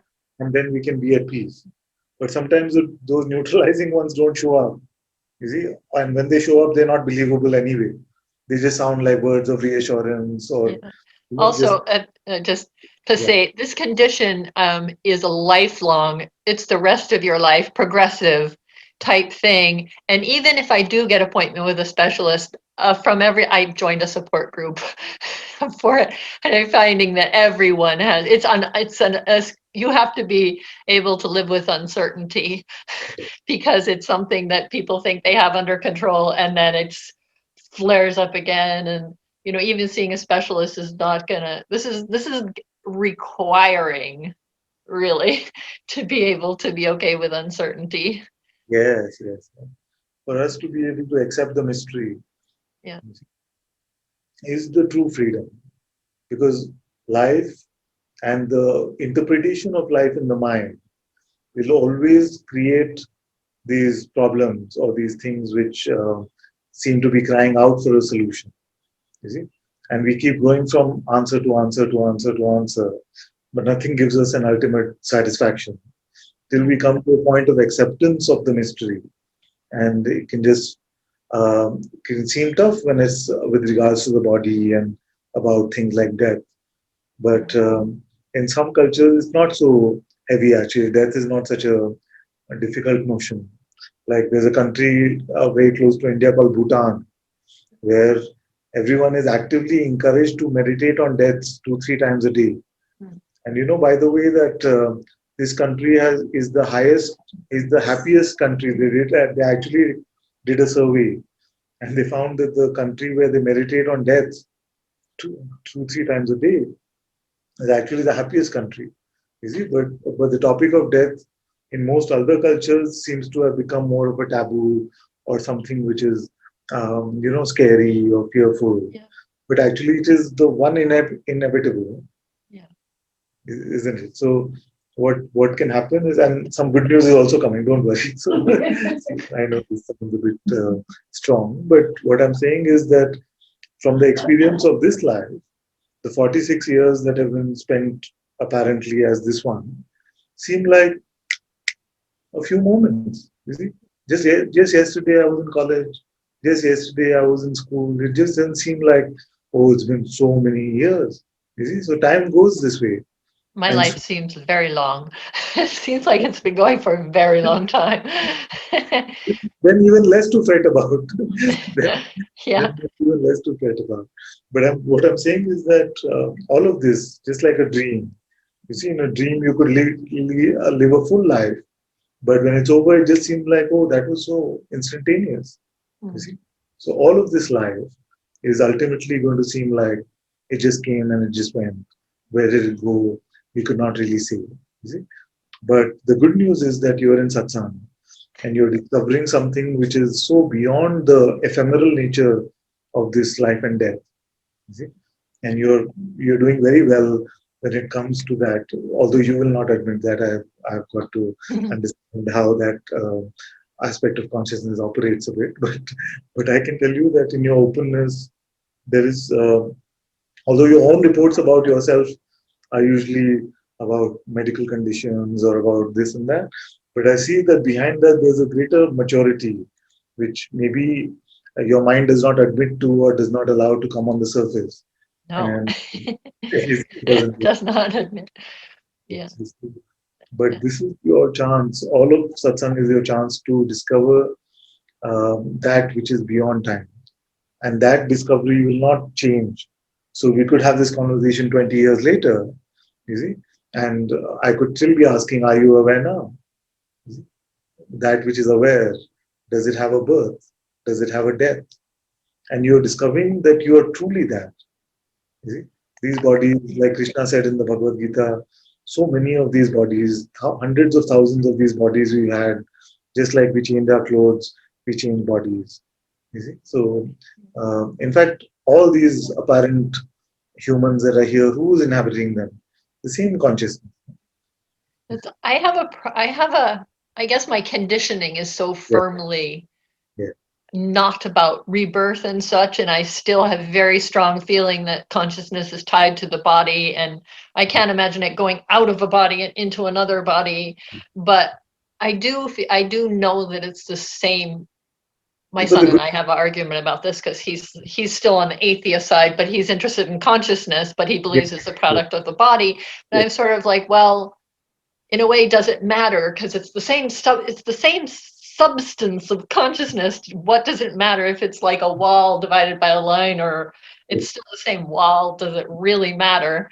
But he feels like it does matter because it's like my consciousness and your consciousness are different. But it's like, what's the difference if it's the same substance? But still, I'm kind of locked in. And it's funny because part of me thinks the idea of rebirth is horrible. I don't want to go on to it, the lila. I don't want to go into the next life. But the other one is like, I don't know what an end would mean. So that's frightening too. So either way is, I mean, the idea of, I have friends in Sangha that are just like, oh, I wonder what my next life will be. And I was like, oh, how can you even think of that? But so I know I've seen both varieties and all the varieties of those, conditions and ideas that we can have. So, and it's fine. Like whatever um, you feel like is your truth, it's fine. There's just some things intuitively that show up here, but I'm not attached to. Like for example, I'm not attached to the notion of rebirth. You see, I just find that the consciousness that is here. You see, I cannot find a way that something so trivial as a death of a body could limit that. You see, that's why I would say that it will play. It can dream again. It can have 100 dreams a night. You see, and this could be just another dream. I cannot really say. But it wouldn't matter. It wouldn't matter if it was an end. If there actually is somehow an end, that would be okay with consciousness. It doesn't mind. Like just say conceptually, although my intuitive insight is not like this, but if we were just to be speaking conceptually for a moment and to say that, okay, death is the end of everything, even awareness. Then what's the problem? I'm not there to experience it. So finish. So I will not have any trouble after death because I'm not there to have that trouble. I know. That's funny. I had that insight once when I was in my 20s and thinking, oh no. And my ex-husband said to me, well, what difference does it make? I won't be there to worry about it. And I thought, again, I have to for everyone that my intuitive insight shows me my true nature of awareness, which is beyond time and beyond space. But I'm saying that even conceptually speaking, you see, even conceptually speaking, things are not as bad as the mind makes them out to be. Yeah. You see? Yeah. So there's just one more thing I wanted to say is a fear that comes up, that maybe this anxiety that I've had that's consistent in the past 3 years, I mean, it's peaked, is part of a medical condition, and then it's not something that could be even solved by becoming awake. And but I know kind of that I know intellectually that it shouldn't matter, like because it isn't really me, whether it's the body or whether it's my body or it's something my mind is creating, it's still equally not really me. But I guess I just wanted to say it for I don't know. Just don't take any side of the conceptual equation too seriously. Okay. Because in our heads we don't really know. It's true, I want it solved. I still want it solved. We don't actually even know what the problem is. It's true. So to want it solved is to take the notion too seriously already. Yeah. Okay. So we don't know whether something is the best thing that can happen to us or the worst thing that can happen to us. We can't really say, and that leads us to an openness of just trusting. Once we run out of moves, we have no real option but to trust. Okay. All my love, all my blessings. Thank you so much. Thank you. This is going to be a lot of transcribing. I haven't done last week yet. Not a lot. That's not too much. We'll be fine. Oh, okay. Thank you. Great. Thank you. Good. Let's go to Edgar, then Jada.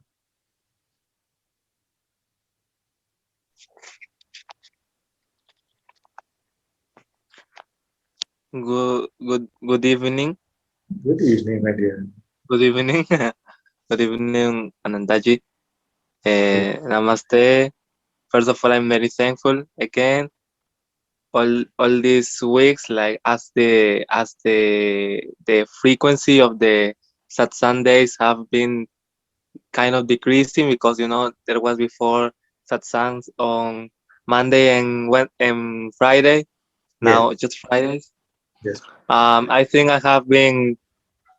I don't know. At first I started like perceiving it as a hindrance to my, and I don't know, like comfort in the spiritual understanding or whatever. But I I think it was good to do that, because when since it was only on Fridays, then I can just let my mind games aside, because sometimes I thought like I was going to say this in satsang, but I realized no, it's just another mind game. So but if it would have been on Mondays and Fridays, I would have said it anyways and just fell into the trap and wasting time maybe. So very thankful for that. Should we reduce even more? What? I'm just kidding. I'm just kidding. You can make once a Uh, fortnight. okay. Um, no, I'm sorry, I don't understand much I of was saying we can make satsang once in 2 weeks, if that helps. why? No, no, don't worry. I'm just kidding. I'm just kidding. Um, yes, I don't know what led you to this decision. Ah, I just think maybe you're just tired, like physically tired, but I don't know. For me, it has been a blessing. good, good, good. Mm, Yeah, yes, I don't. and Yeah, tell I me, tell don't me. actually, even in the play of decision making, I don't feel like I'm deciding much.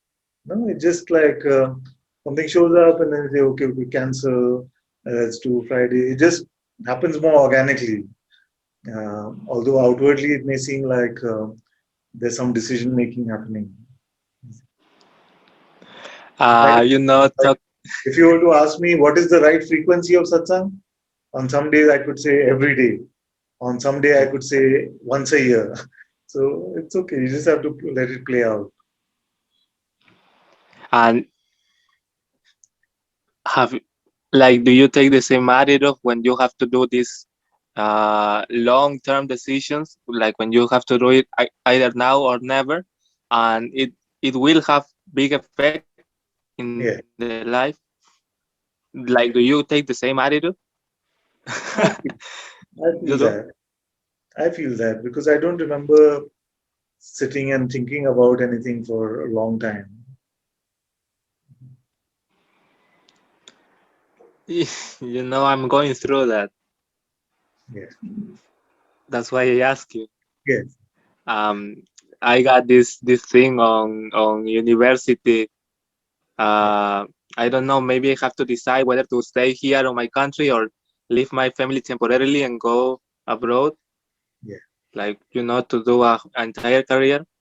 And I think like I have been at first I was like deciding between these, as you said, points of view in the mind, trying to comfort myself. Maybe if I take this decision, giving justifications, mental justifications, Yeah. to feel more secure in that. But then I started to realize the whole dynamic and left it.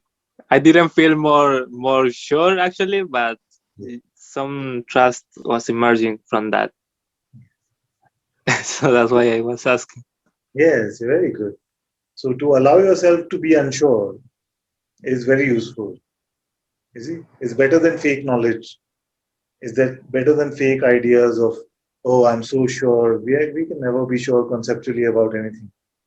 And sometimes what happens is when we leave that space of accepting the mystery, then something becomes very sure in the heart. Okay? And that's fine. But sometimes something is very silent in the heart, where no apparent decision is showing up. And that's good too. That's fine too. Is I life just feel to find a way. You see? I just fear I will regret it, not taking a decision. You see? Is life It's life's true. problem to find a way. It is not my head's problem to solve life. My head is too small to solve life. You see? All our heads are too small to solve life. And it's only human pride which can amplify so much and say, okay, I can evaluate life and I can say this is the best approach. Nobody can evaluate life that way. You see, so as you surrender, you see, then you must surrender the experiencer also. Like if you surrender the doership, then remember that it is only consciousness that is experiencing its own play called life. You see, it is not consciousness trying to make Edgar go through some bad stuff.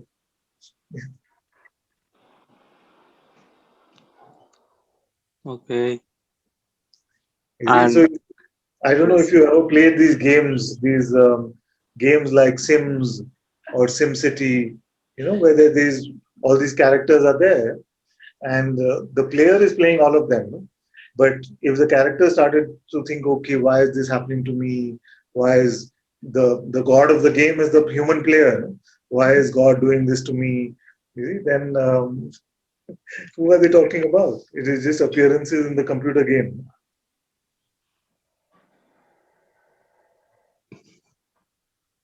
What are these games called? Role-playing games? Is it RPGs? Hmm, I don't know. Yeah. What are you kids I don't playing? know either. You don't have you don't have at your age. We used to have a lot of this stuff. No, I don't know what you're talking about. Simulation, they say. Sims. Look it up. You can look it up. It's electronic arts.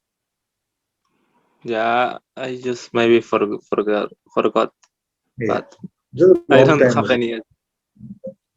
Uh, yes, I'm feeling like I have to really think to tell you the problem. But Like I'm really thinking right now. No, not thinking, making the effort, kind of, because I really feel it there is no natural problem. sometimes to, but I really feel it natural to there for there to be a problem. It's I feel so sometimes. You feel nice when there is a problem. No, I feel I feel like it is natural. It comes Natural. up, yes, natural.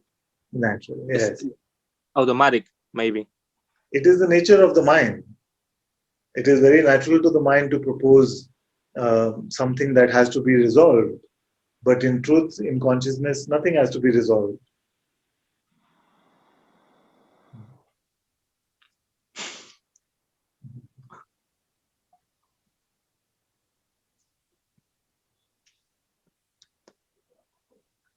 Yeah, I get that sometimes too. Yes. Yes. With all these reading books, even your books. No, not so much with your books. I don't know. I always had this perspective that I enter this activity with a certainty, and I go read a new book on spiritual stuff to because after reading it, I usually feel frustrated, confused Yeah. because Good. I don't get it. Very good.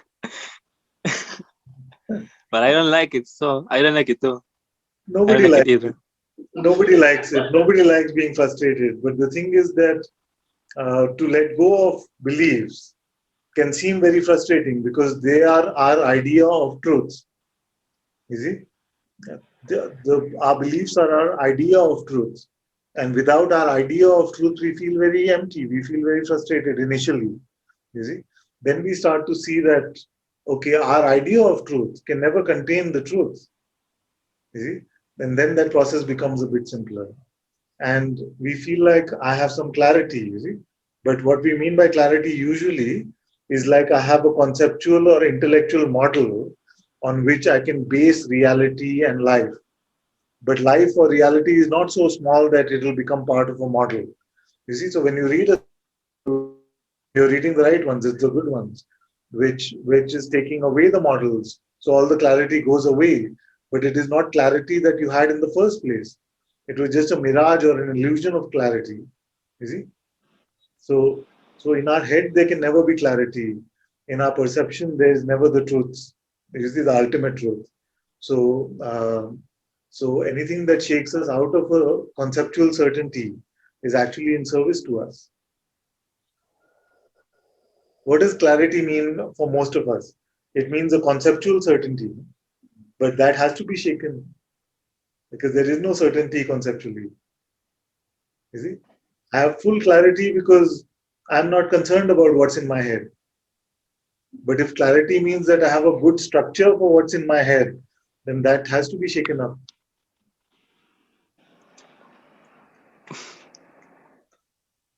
So I cannot ask you for advice really, because like conceptual advice. Yes, yes, yes. In the sense that, As usual. you see, as long as you are aware that the only truth, you see, is beyond concepts and beyond phenomena, in the play of this life, in the play of master and disciple, sometimes this play can happen that way. But really, the highest I have to give you is to take you beyond all concepts.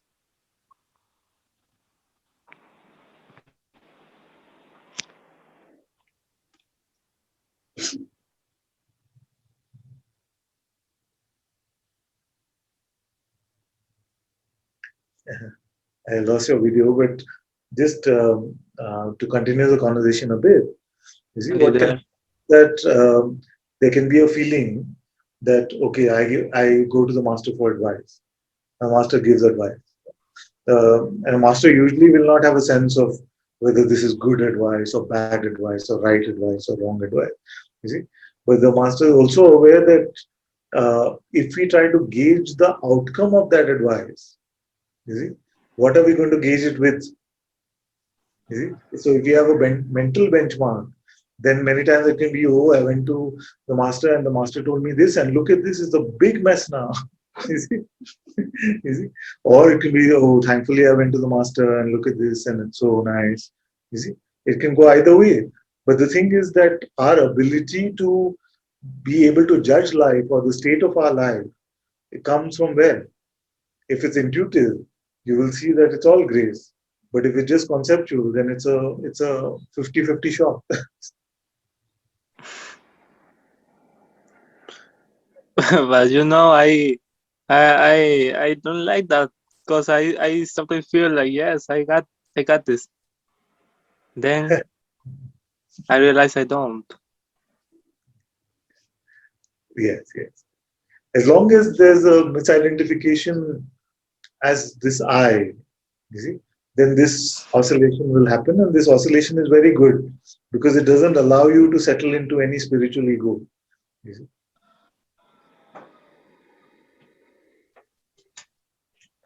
Okay. I sometimes think you're frozen. Sometimes it is like that, and sometimes I'm just not moving. No, actually, I don't know if it is my internet or you just standing still, sitting. Yeah. Okay. Thank you. Thank you, my dear.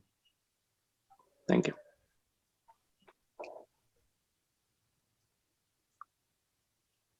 All of you are doing your transcripts? Hello. No, my dear. What is the transcript backlog now? Huh? What is the backlog of transcripts now? Back? Back, how many are remaining still to finish? Oh. A lot farther. It's a lot. Slowly, I'm coming. But I will have more time to do this. So, yeah. I know that Mahesh had some fun doing art last transcript. No? I saw his visual with his head on the desk. No, it's like this father, just too much joy in it, really. Yeah. But it's like I want to give my full attention to it, and because I'm working, actually it can work, but I'm like I want to give my attention to it fully, like this. I don't know. I For have this, two teenage children. Huh? I hmm? have two teenage children. Two? Two teenage biological children. No? And I've heard everything from them already.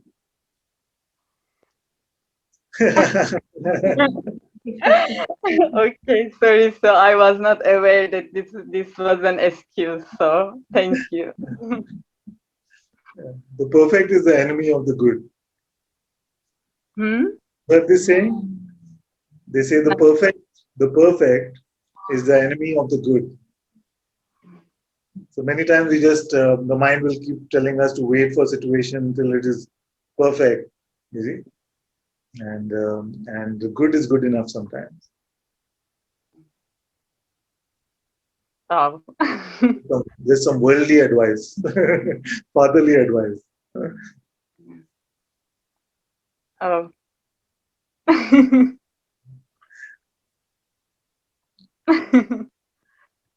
Thank you. Yeah, I was really not so aware of this.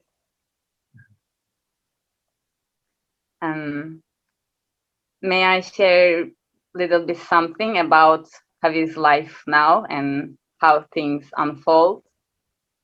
How are you doing first with my contemplation, which I gave you? Okay. Can you report on that first? Yeah, sure. Like everything has settled within, because while we were in this kind of intense interaction, like so many things outside and here, and energy level was just so like this, and yeah, it starts to settle, and when it settle, like the true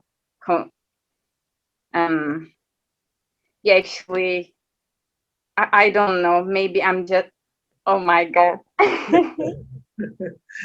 This remind me of a story. Okay, you don't have to transcribe this part. Okay, so one day in the satsang with some sangha members, I don't remember whether it was being broadcast. This was maybe 2 years ago, maybe longer. I realized that nobody in the sangha was doing the self-inquiry properly. Or very rare among the sangha people were doing the self-inquiry properly. And why do I say that? Because I got a report which said, "Father, the self-inquiry stopped working for me." I said, "Okay, now this is something interesting. How did the self-inquiry stop working?"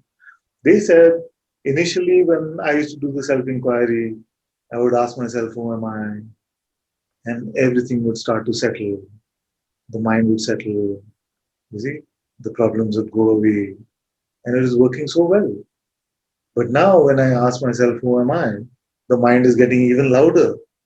There's even more trouble. You see? And I realized in that conversation, and I just looked around the room, and I saw that many were resonating with this kind of thing. And I realized, but this is not the self-inquiry. This is to use the inquiry to solve our problems. See? But what happened to the question, who am I? You see? It is independent of the state, whether it is noisy or whether it is settled. Independent of that, there is your reality, which is untouched. You see? Otherwise, what happens is, and I remember Mahesh and I spoke about this, it was a very beautiful, helpful conversation. Otherwise, what can happen is that if we come to some settling, as we say, using a spiritual tool, then it can feel like I have to guard that settle.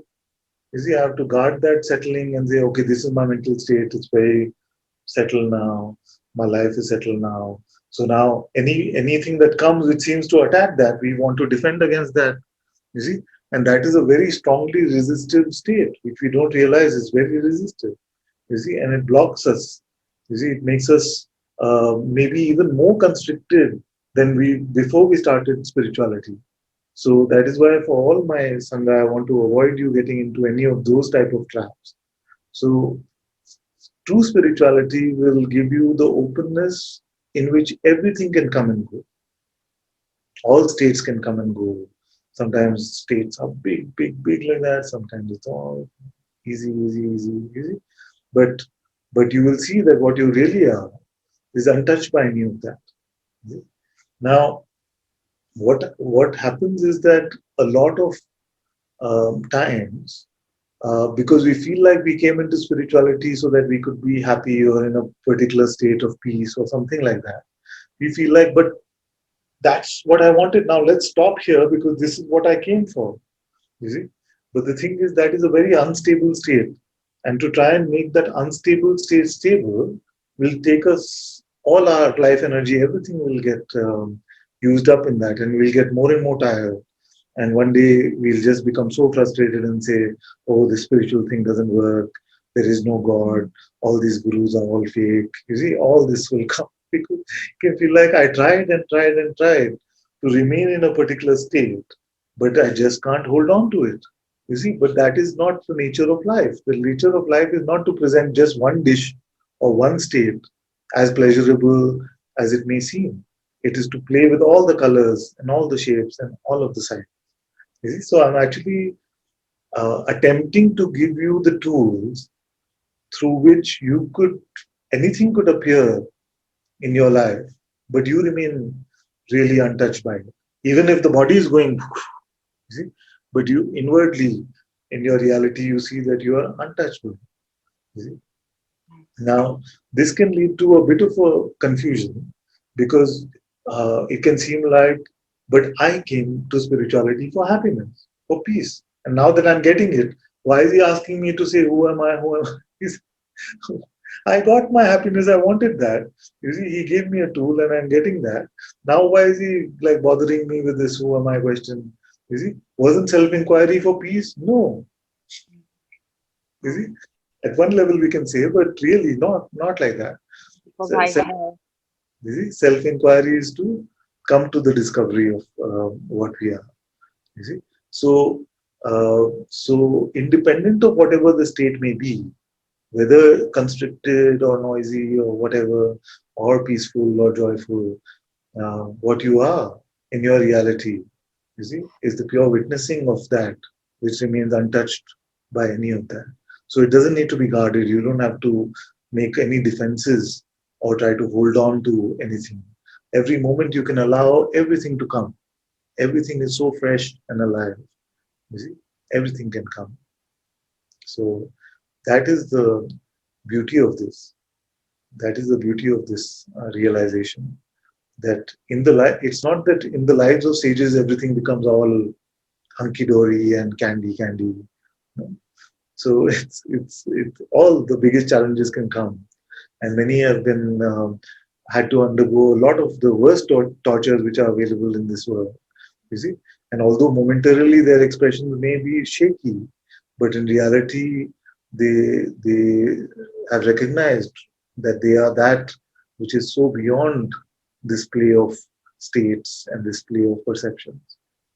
So And for the one who truly looks for this father, they are nothing at all. I mean, whether it's like this and whole tsunami around, it doesn't matter at all. And yeah, I don't know, like I want to pray now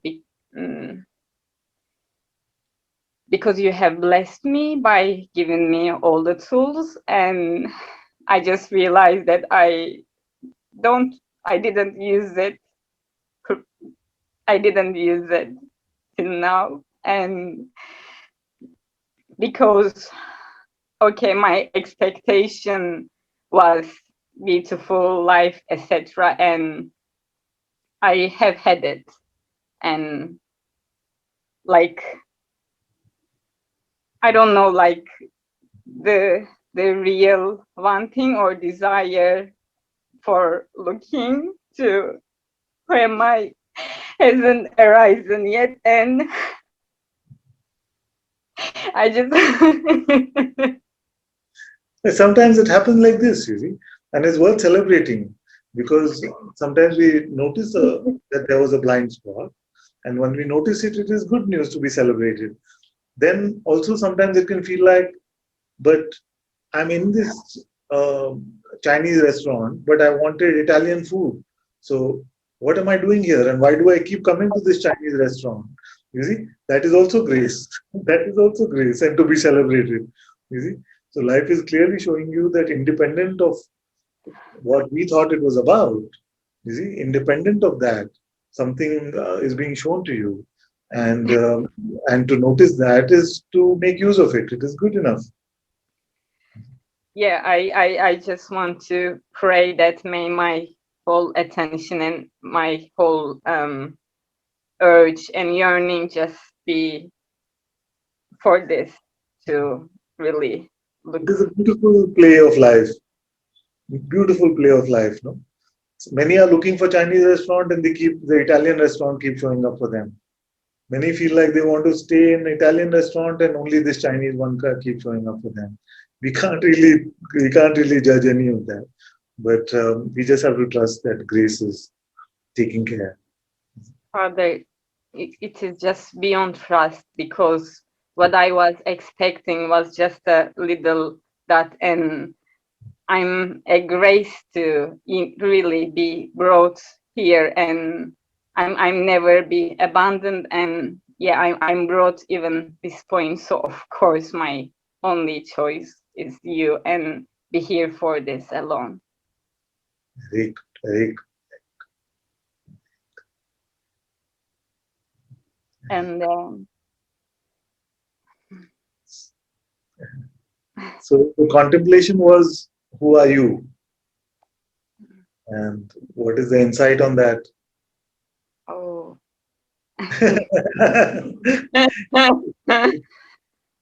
So I don't know, not one thing.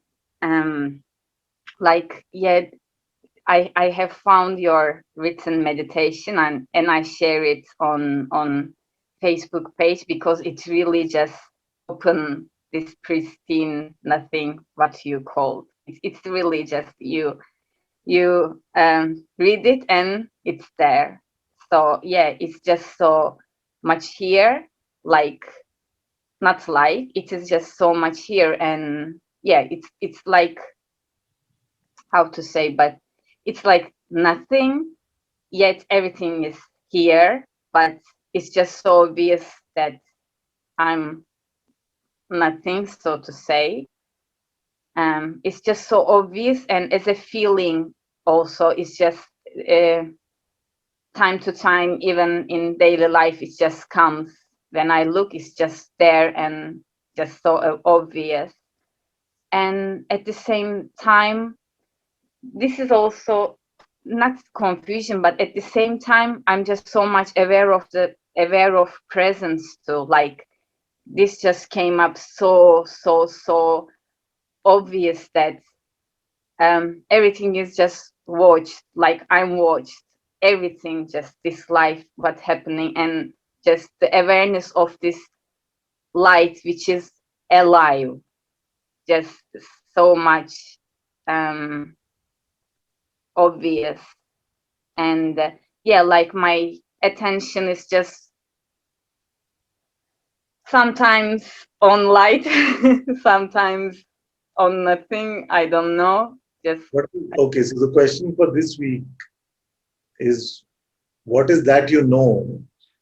What is that you know where attention cannot go?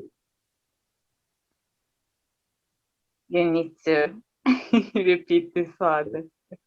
What is that which you know where your attention cannot go? What is that which you know? What is that which you know where your attention Cannot go. cannot?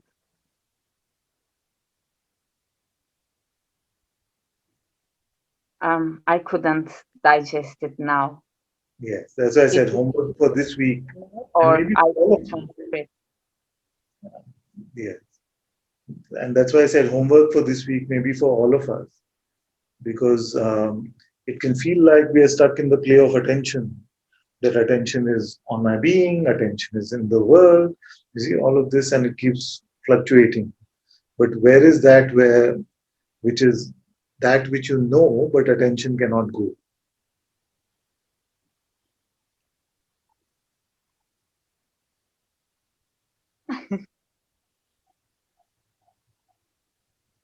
So wherever attention can go, it's fine. It's fine. Don't worry about that at all. Where is that where attention cannot go, and yet you know?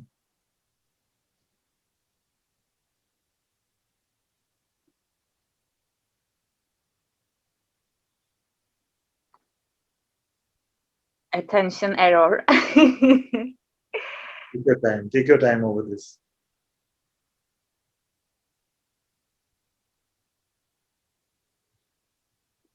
Thank you.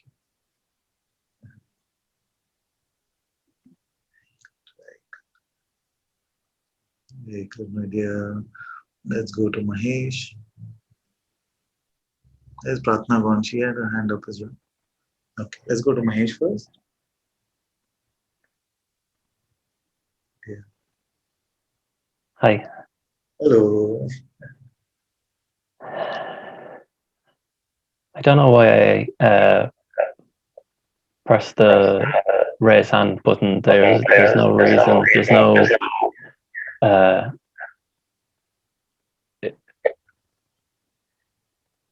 there's no desire and there's no intellectual reason for doing it. And then the first time I put it up, after a while, some fear came of this uncertainty of, but what are we going to talk about? And then I put the hand down, and then I put it up again, and there's kind of a looking for what can we talk about. Yes. Yeah. And so that feels like that's one part of something to share. And then it goes very well with the theme of what we've been speaking about. Yeah. It goes very well with the theme of what we are speaking about in terms of just accepting the uncertainty, accepting the mystery, and at a deeper level, it's just to realize that whenever we think we are certain, we are not anyway. Like concepts of certainty have been blown apart so many times in our lives that it's funny how we still hang on to them as if they are true. So that is the fun part of this Leela, that the salesman has sold us fake goods for so many years, for so many millions of times, and yet we seem to be willing to buy the fake merchandise from this seller of certainty or clarity, where really no certainty or clarity is available. And to just show up open and empty like this is very good, actually. You see? It's very good because we never know anyway. Suppose we're really certain about what I'm going to ask, but you show up and I say, okay, Mahesh, and then you just forget, and something totally different comes out and you say, where did that come from? You see, so we don't know really. And once we start to accept that we are not as big or smart as we think we are, then life is much more open and empty, much more. We are not trying to direct the flow of it so much. Yeah. And what started to come there as you were kind of finishing what you were saying, the thought, oh, I've done good. And then another thought, oh, maybe I haven't. Maybe he's about to criticize me. And so they were also like, I can't tell which is true, so I'll just let them both go. That's it. You see? Because we can never tell conceptually what is true. Like, it may reiterate one opinion repeatedly, and then it's like, yeah, and actually, Ananta is he's actually criticizing me. And I have no intention like that, but it can create this sort of idea, And with repetition and force, it may seem like more and more believable every time it comes. But this master key that really any conceptual representation is never representing what shows up. Forget what is. Even what shows up in the manifest is not properly representable. So, so it's good that you let both go. And that is what I'm talking about. Let both go. Let both the opposites go.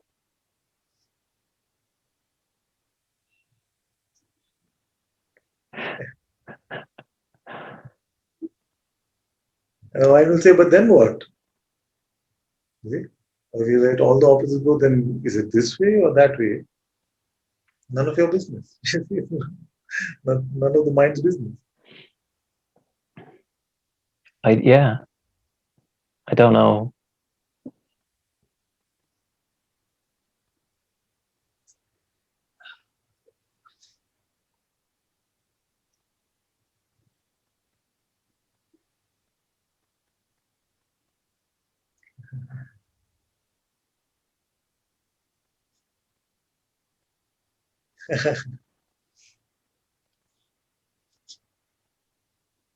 Something that was happening during Satsang was that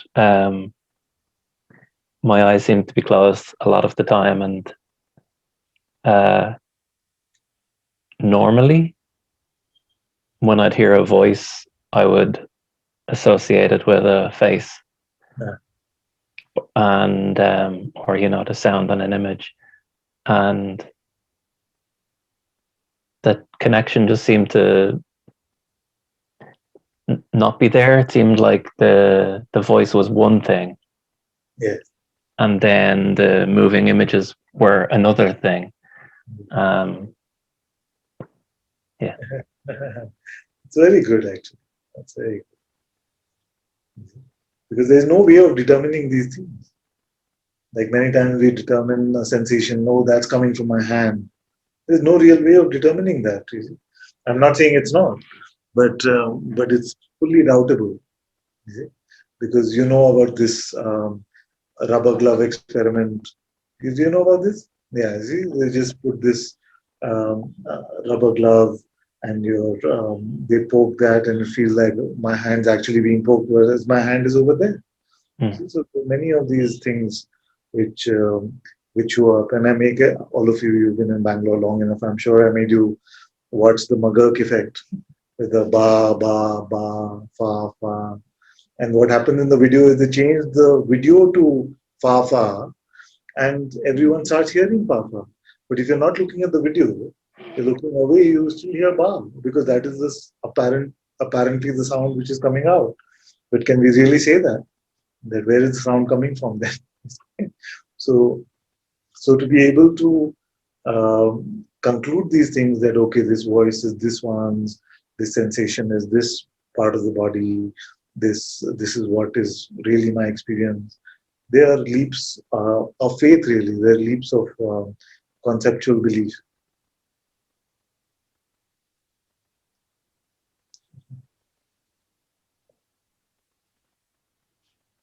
It kind of feels like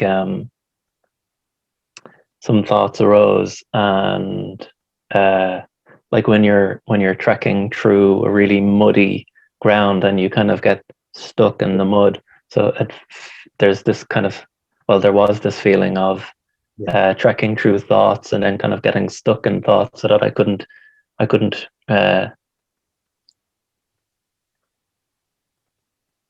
reach you to connect with you, is the words that wanted to be said.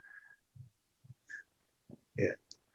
So as we are letting go of our belief in thoughts, we must remember to let go of our belief in thoughts about thoughts.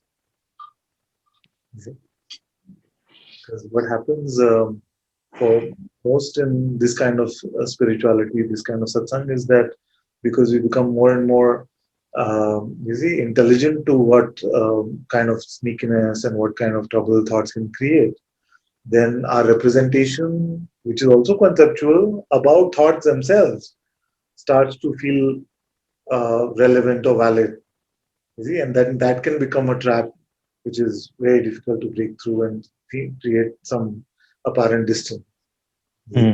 So Just like the mind cannot really say anything about the world or any perception, it cannot truly say anything about the mind itself.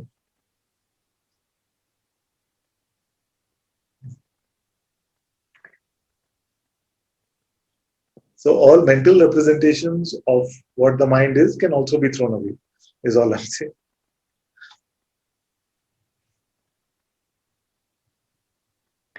It's like there's an inability to understand you on a conceptual level, but I don't know if that's a trick of the mind, because the thought kind of came that oh, you're not allowed to understand things now because that's using the mind and we're against the mind. So, you know,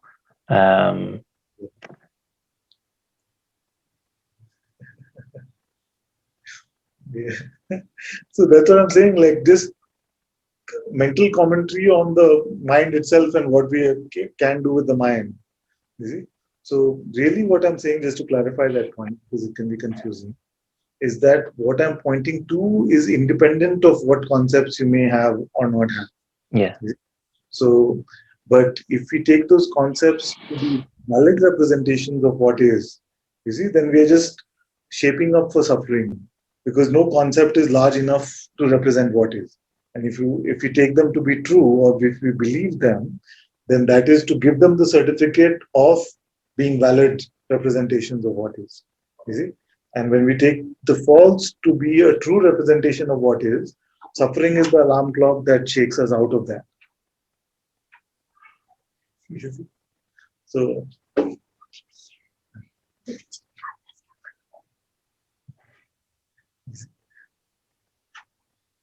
is it?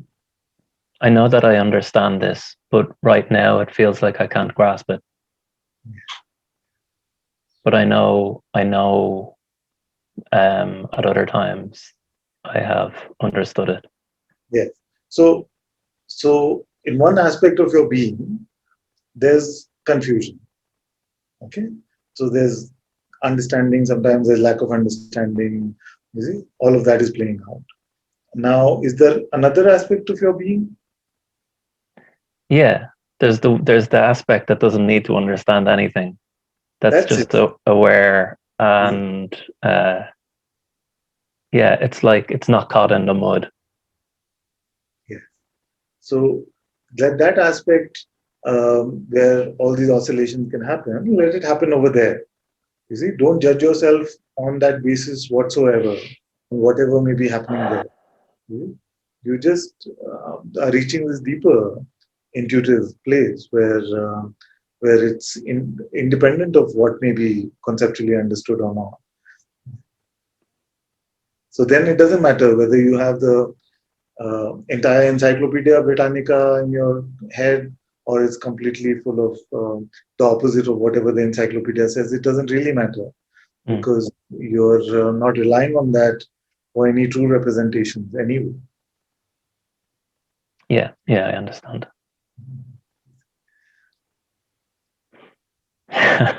Frustration doesn't mean bad news, by the way. In fact, it was part of my job as a master is to frustrate you. I don't even feel frustration. There's just confusion, but there's acceptance of the confusion, and Exactly. Very good. Because acceptance of confusion, actually, that's a beautiful term. Because acceptance of confusion can only be when you're accessing the higher place. You see? Because if you're only accessing the mind, then confusion is very frustrating. But to be able to say, "But I accept the confusion," is a true representation of you accessing the higher intuitive heart. It's good. Because only from there can you accept the mystery. You see, otherwise they sound like very fancy words, accept the mystery, but actually accept the confusion. Accept the confusion. Because confusion at the level of the mind is very frustrating. Nobody wants to be confused conceptually. No? When we're only relying on the mind and the mind is full of rubbish, then we don't want to accept that confusion. It's only when we can access the heart from there you can say, I accept the confusion, which means the mind is unsteady in its conclusion. Yeah, if I'm not expected to understand anything and communicate it, then I'm like this. It's fine. I'm fine. You know, it's fine. Yeah. It's out on the sofa. Come on. Sorry. Yes. No, it's okay. But no, I was saying to my wife, she wanted something. So I was just saying that even communication, you see, as you're getting used to accepting the mystery or confusion, you'll find that in the midst of your head being fully confused, you see, your heart will be able to use your mouth. Okay, yeah.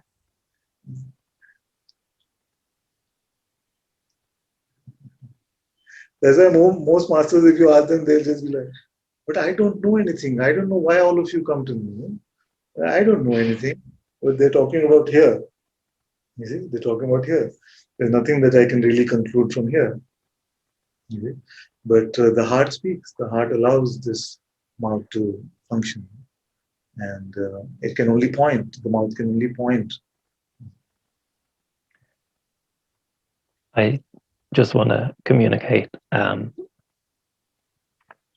just want to. I don't know the word, but love is the only thing that the heart wants to. Like, it's just like, what does the heart have to say? It's just love. It's just love. Yes, very beautiful. Very beautiful.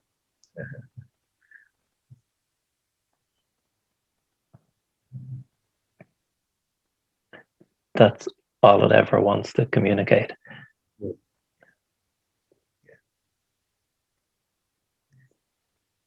Yes. And this love is so much broader than any concept of love that we had. You see? Like growing up or in culture, movies, songs, we hear about love, no?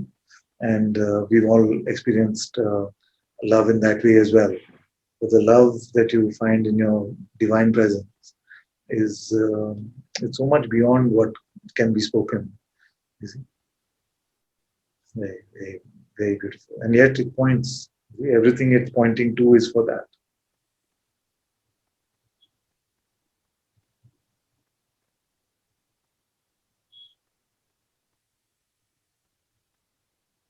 Yeah. Yeah.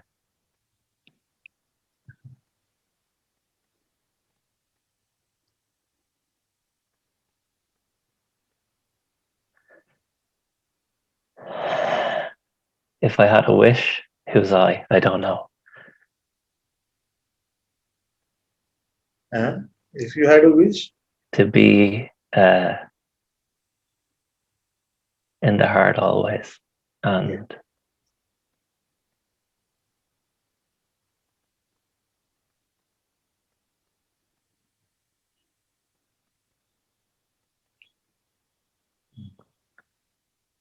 to only communicate love.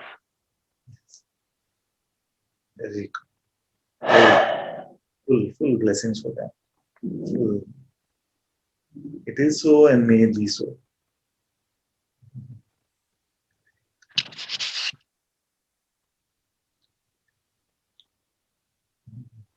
As long as you don't have a way to judge yourself on that, it is so. Yeah, please guide me to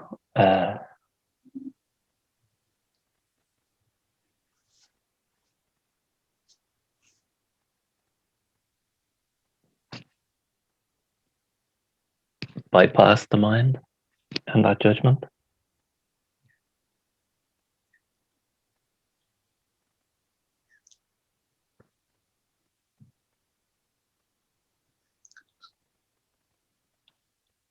It's a beautiful bypass. It's not like what sometimes we call spiritual bypassing, because spiritual bypassing is like avoiding, you see, so to try and run away or to not meet it.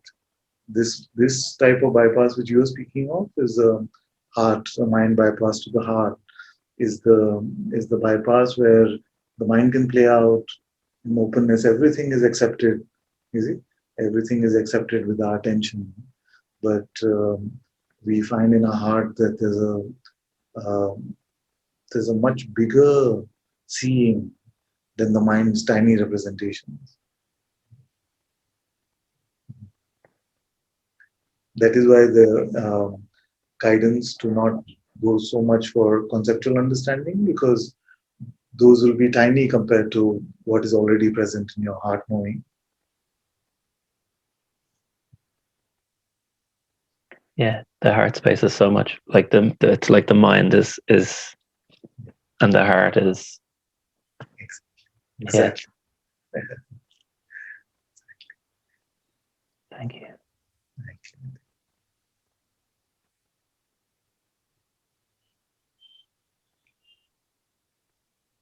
Very good. My throat is starting to go a bit, but let's quickly go to Madalena, Keisha, and Arvind.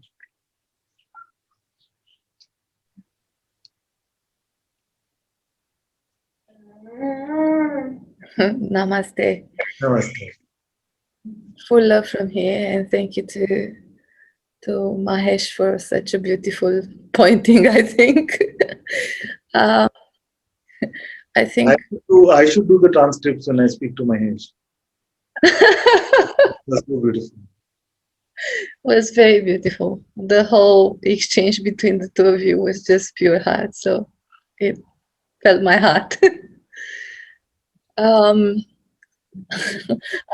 I wanted to share that Anna was fully engaged in this satsang. So despite the late hour where we are here, it's past midnight.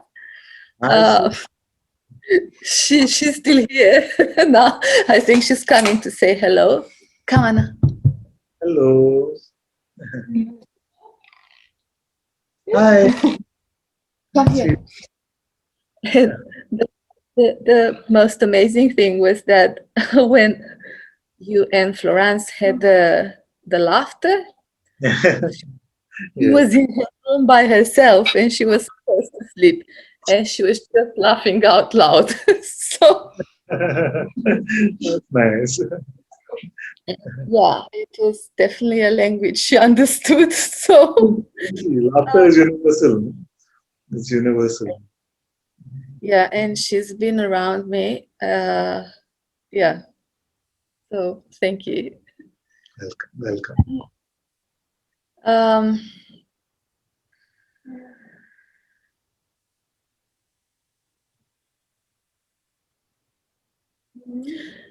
There was a question that arose in me when during this exchange with Mahesh. Self-inquiry brings lots of mind energy in here. So I was that? Self-inquiry does that. You have to take it up with Bhagwan. Where is Bhagwan's photo? I have many pictures of him. Yeah. Take it up with the boss. I take it up for full guidance and Yeah, can you illustrate for me how it does that? Just show me what happens. You ask who am I, and then I can't really think of that now.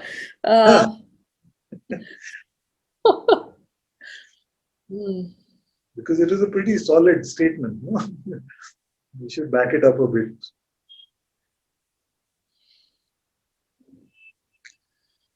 All the new ones who are hearing about self-inquiry today will say, no, no, no. Yeah, it's no good. Yeah, who am I? That question is.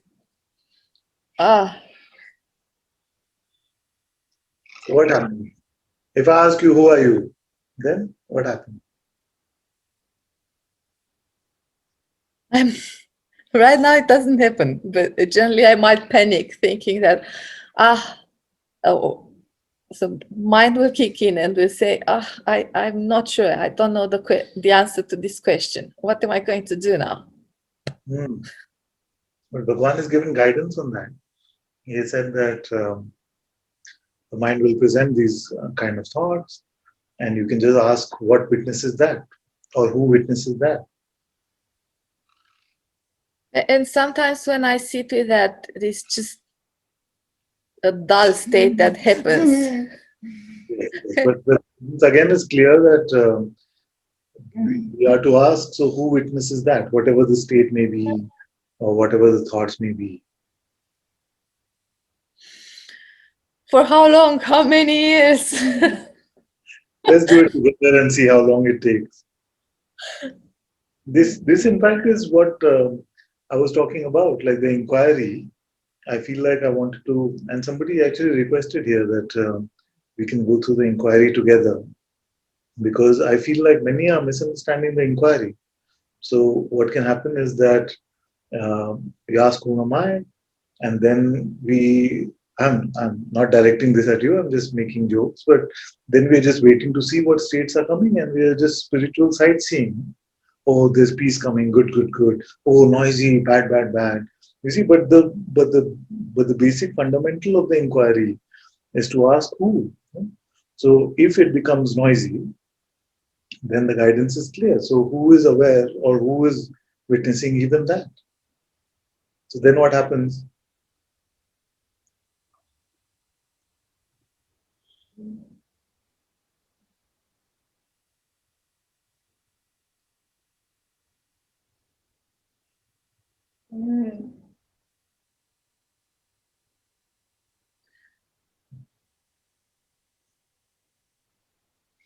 Uh,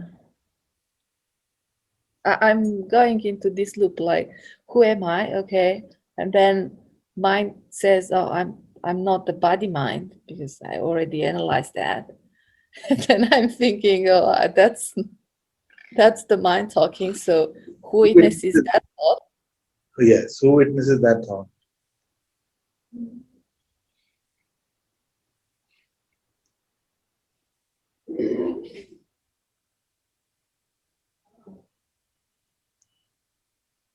That's the beauty of the inquiry.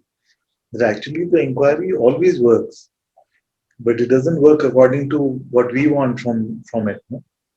As long as the emphasis of the questioning is on the who, the inquiry will work. You see? And you come to the recognition also. But the thing is that the recognition many times does not meet our mind's expectation of what the recognition should be.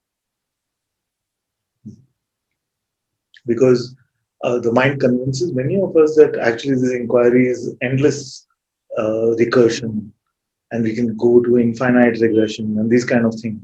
But it's not like that at all. See? First thought can come, okay, so what witnesses that? Then some may say, okay, but some feeling comes, some anger comes, or some joy comes. Okay, who witnesses that? And you say, okay, I notice there's a sense of being here, which is perceiving all of this. We may not say, whatever we may say. Then what witnesses even that?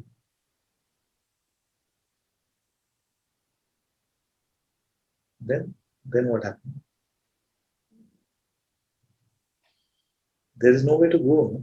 There's no loop, or there's no regress possible after that, unless we've just been playing with the notions. We say, okay, I'm not the body mind, therefore I must be the self. Then you say, but how do I really know I'm the self? Then it becomes like a mind play.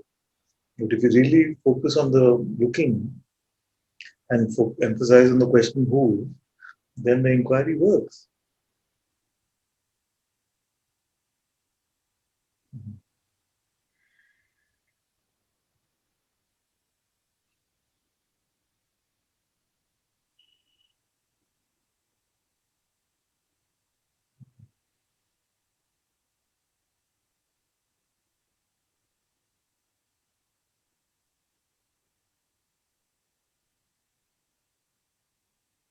Especially if you've been doing it for years, then it's good to not give it up like that.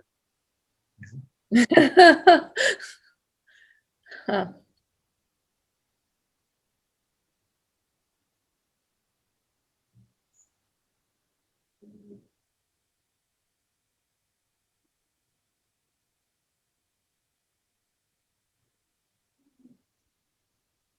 And it's not mental, it's not painful, it's none of those things.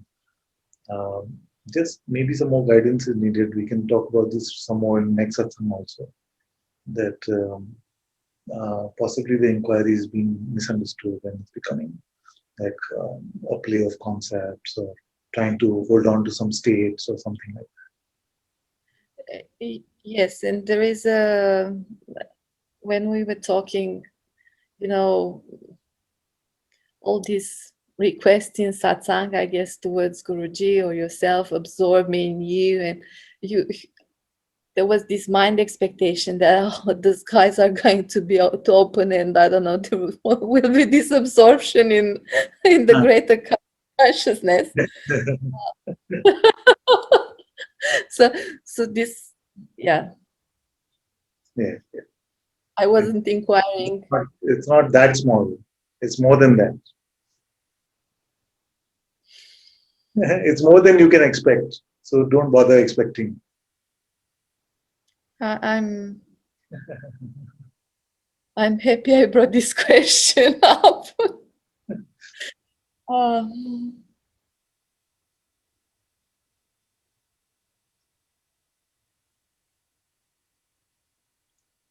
Thank you so much. Thank you, my dear. And yeah, I'll follow up with you next Friday. Yes. Very good, very good. Thank you. Let's go to Keisha. Hello. Oh, my dear. You're tired, and my conditioning feels very bad and guilty about taking No, don't your worry. time. Very enjoyable. As the body does Okay. a bit tired. Okay. It might not be very enjoyable, but hopefully it is. There's just like really intense sensation right now, like faint, feeling faint and like kind of sick. Ah. It's very heightened right now, and it's okay. There's just, after you said let both opposites go, Yeah. something just kind of clicked, and it's creating a physical reaction right now. Because my prayer is to always live from a place of God. And so the inquiry keeps coming naturally by itself right now. And one of it was, is it God or selfishness that's running this life? And I mean, they're both concepts, basically. Very.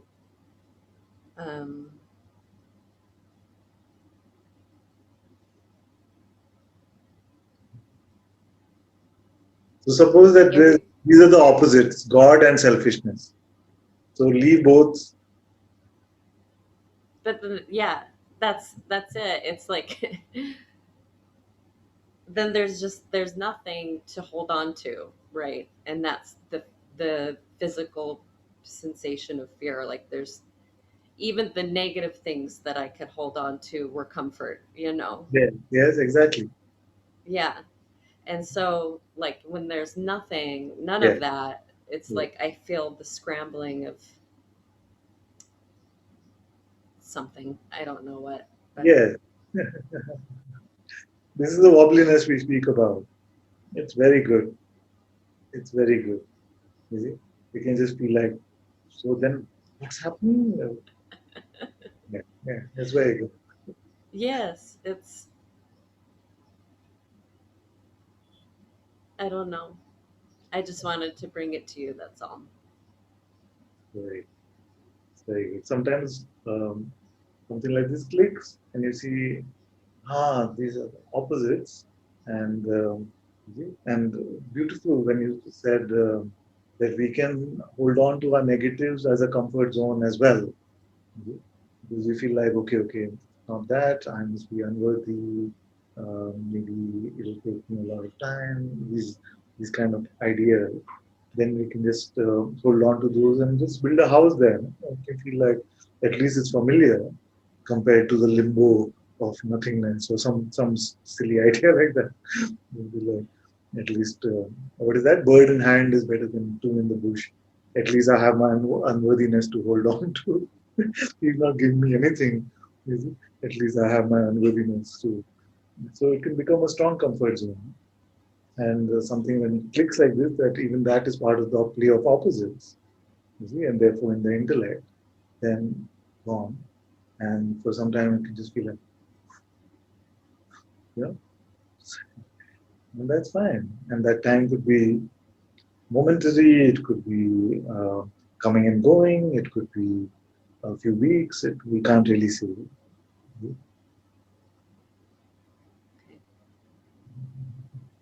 That's all.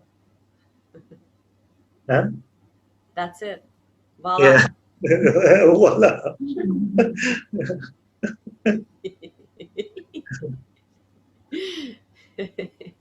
I love you. I love you too, my dear. Thank you.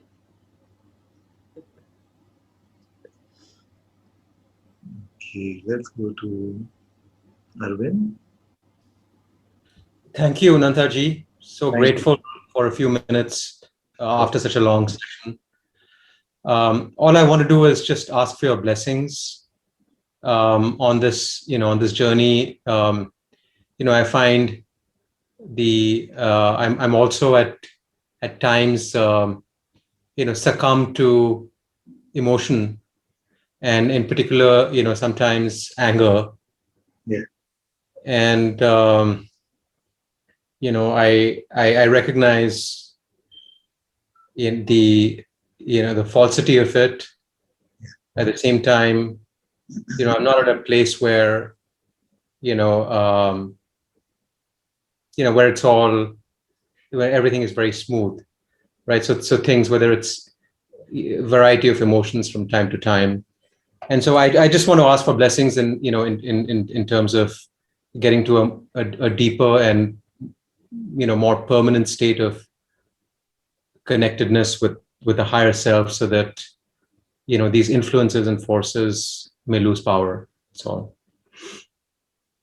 Thank you. All my blessings are for this. And my full blessing is that the righteousness, that the conceptual righteousness that comes with the rising of anger, which can be quite natural actually, may that conceptual righteousness just come and go. Because anything that appears by itself in the play of this life, in the play of consciousness, is all auspicious, it's all fine. It is only the ideas of these opposites of right and wrong, good and bad, which make this appearance seem as if it is so oppressive and limiting. So may everything that has to appear naturally and disappear naturally as it is. May it not lead to righteousness, resentment, pride, false humility. May all of these B-grade emotions be swept away by Guruji's grace, and may you lead the most natural, most open, most driven by divine presence life that is possible. Thank you.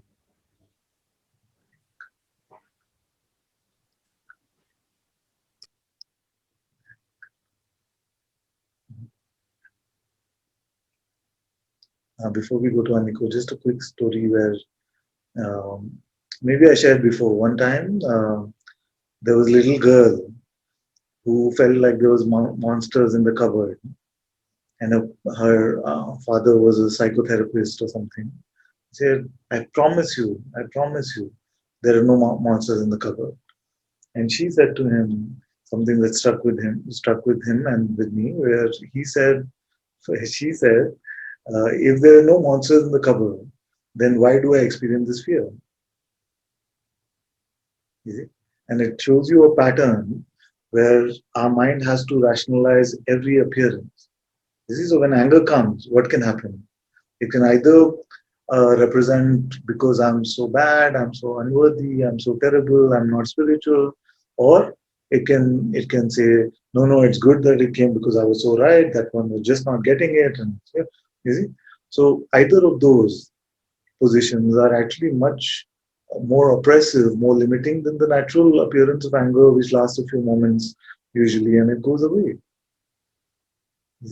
So, so it is these great B emotions, as I call them, which is the appearance of some emotions, but they mixed with the interpretations from our head, which can seem a lot more limiting and troublesome. You see? So as we return to the innocence of a child, then you notice that even with children, sometimes some fear can come, sometimes some anger can come. You see, but they're not judging themselves on that basis. You see? Uh, they're just living moment to moment and allowing this natural flow to play out as it is meant to. It also reminds me of the joke now that Shankara was sharing with his disciples how all of this is Maya and none of it is real. Then a tiger comes and Shankara is the first one to run away, and his disciples also. They all went and climbed a tree. Then after a while, the tiger goes away, so they all come down. But Shankara is noticing they're not really paying that much attention, and all the reverence that they were feeling for him before was sort of fading away. He said, "What's happening with all of you guys?" So he said, "You were just saying that all of this is unreal, you see? But when the tiger came, you were the first to run away." And Shankara said, "The appearance of the tiger and my running away were both part of the same unreal illusion. But the better end to the story is something one Jyoti told me. She said, uh, I know a tiger is the illusion, but tiger doesn't know that yet."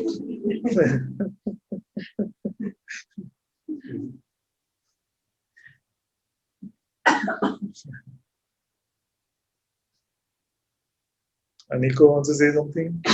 Let's hear what she has to say. Yes, thank you very much, Ananta. It's a very quick question, and sorry for the last minute. No. It is just came when you was talking to Madalena very strongly, because until that time I was in a very nice state, all right. And then something coming, a question, then is it still okay for me to not understand anything, or should I find the one who witnessed everything and do the self-inquiry, what I don't really like? Or is it the same in a way, or there is any difference, or because I don't know, because even if I don't like, I will do that if it's better for me, of course. Yes. Thank you. Okay, thank you. Thank you for that question. Maybe it's a good place to end today's satsang, because maybe there's a misunderstanding about what I'm saying about understanding. So, so when we are not trying to make so much orange juice in our heads and trying to use everything in life through our minds, you see, are we lost? Have we lost intelligence? What No. is your experience? You see, what is your experience? You will actually get introduced to a deeper understanding, a deeper knowledge, the self-knowledge, you see, the deeper intuitive insight to the divinity within you, which is the all-intelligent life force in which all of this play is being played out. It is the intelligence with which the plants are growing and our heart is beating and the universes are playing this game of, of revolutions and rotations and all of that. All of gravity, magnetism, all of this intelligence arises from where? Not from our heads. It is from the beingness, from this consciousness, the divinity, which is our very being. So, as we are letting go of conceptual understanding, the mind may present to us a picture of some stupidity or just like, oh, where is your house? I don't know. See, it can just like as if we're becoming like some dumb, unintelligent idiots. But it's not that. So that is why, like a master, like, and he's showing up in Satsang today, like Nisargadatta Maharaj, who was very uneducated, just a small, used to run these small shops selling these local cigarettes in India. But he came by the grace of his master with self recognition, and his words are scriptural. Like you could study for hundreds of years but not be able to speak like that, like in I am that. So that is not a dumbness, it is not a stupidity. So it is just that we've been using an instrument which is very, very limited in nature. And we talked about this limitation both in terms of how much it can deal with, what it can fathom, you see, and moving to a higher intelligence. So all of satsang really is to go from head to heart, to go from head to heart and to introduce ourselves to this treasure trove of divinity which is already in our pocket. So when people say the diamond is already in your pocket, or they say you've been sitting on a box of treasure but begging for morsels, you see, what are they talking about? It is the same thing. What is the begging? It is to go with these limited ideas of ourselves and of the world and of life. And that is now replaced effortlessly with this treasure of intuitive insight. So self-inquiry actually brings you to the same point because the answer to who you are will never be found in your head. It brings you to the same intuitive insight. When I ask you, are you aware now? It brings you to the same intuitive insight. So it is all the same. It is just conceptually it sounds different. Even surrender is the same as inquiry actually. Because as we let go of our conceptual notions, it brings us to the same point. So, so trust grace to play it out and don't be so deterministic about what you should do and where your life should go and what should happen. So it is natural after the insight you had last week that the mind would come up with some sort of fancy objections and things like that. Just let go and allow your life to unfold moment to moment. And Thank you. great. Thank you so much, Ananta. So much relief. I was just a little bit scared to go back again to this mind circulation and find something there because it's so much There is no, rest. yes, my dear. So there is no difference between open and empty, self-inquiry, surrender, who am I, are you aware now, whatever is being told to you is to bring you to this same intuitive insight, which is not unable to handle life or something like that.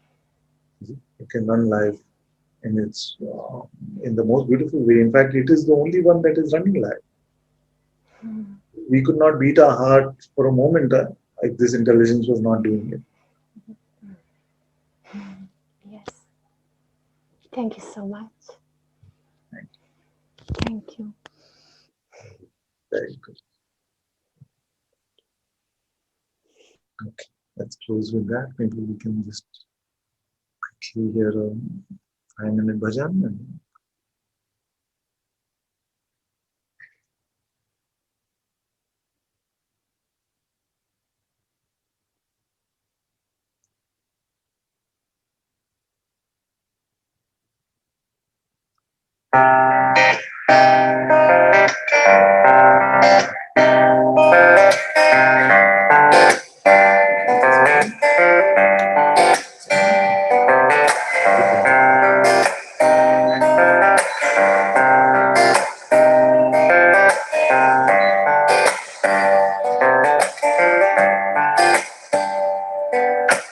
Past the point of no return. Seen the lies, I've seen them burn. Here to overcome it all. Here to rise, I cannot fall. At the edge of you and me. Free from mental slavery. Stand alone, one in you. Power coming through, I hear you call. The one inside the hearts of all. I hear you call. The one inside the hearts of all. Everyone is in his reach. Everything is here to teach you. Listen for the one in you, one in all. Ever true, I find out what my life is worth. All I love is here on earth. stand alone, one in you, power coming through. I hear you call, the one inside the hearts of all. I hear you call, the one inside the hearts of all.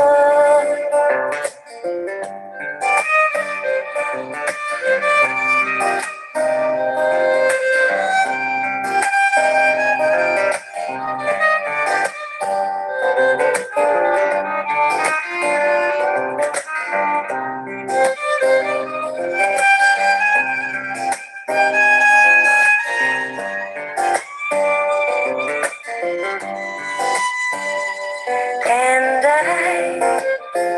I'll take my chances. The path is lesser known, but he's walking with me. He goes before. Now I hear you call, the one inside the hearts of all. I hear you call, the one inside the hearts of all. I hear you call, the one inside the hearts of all. I hear you call, the one inside the hearts of all. I hear you call, the one inside the hearts of all.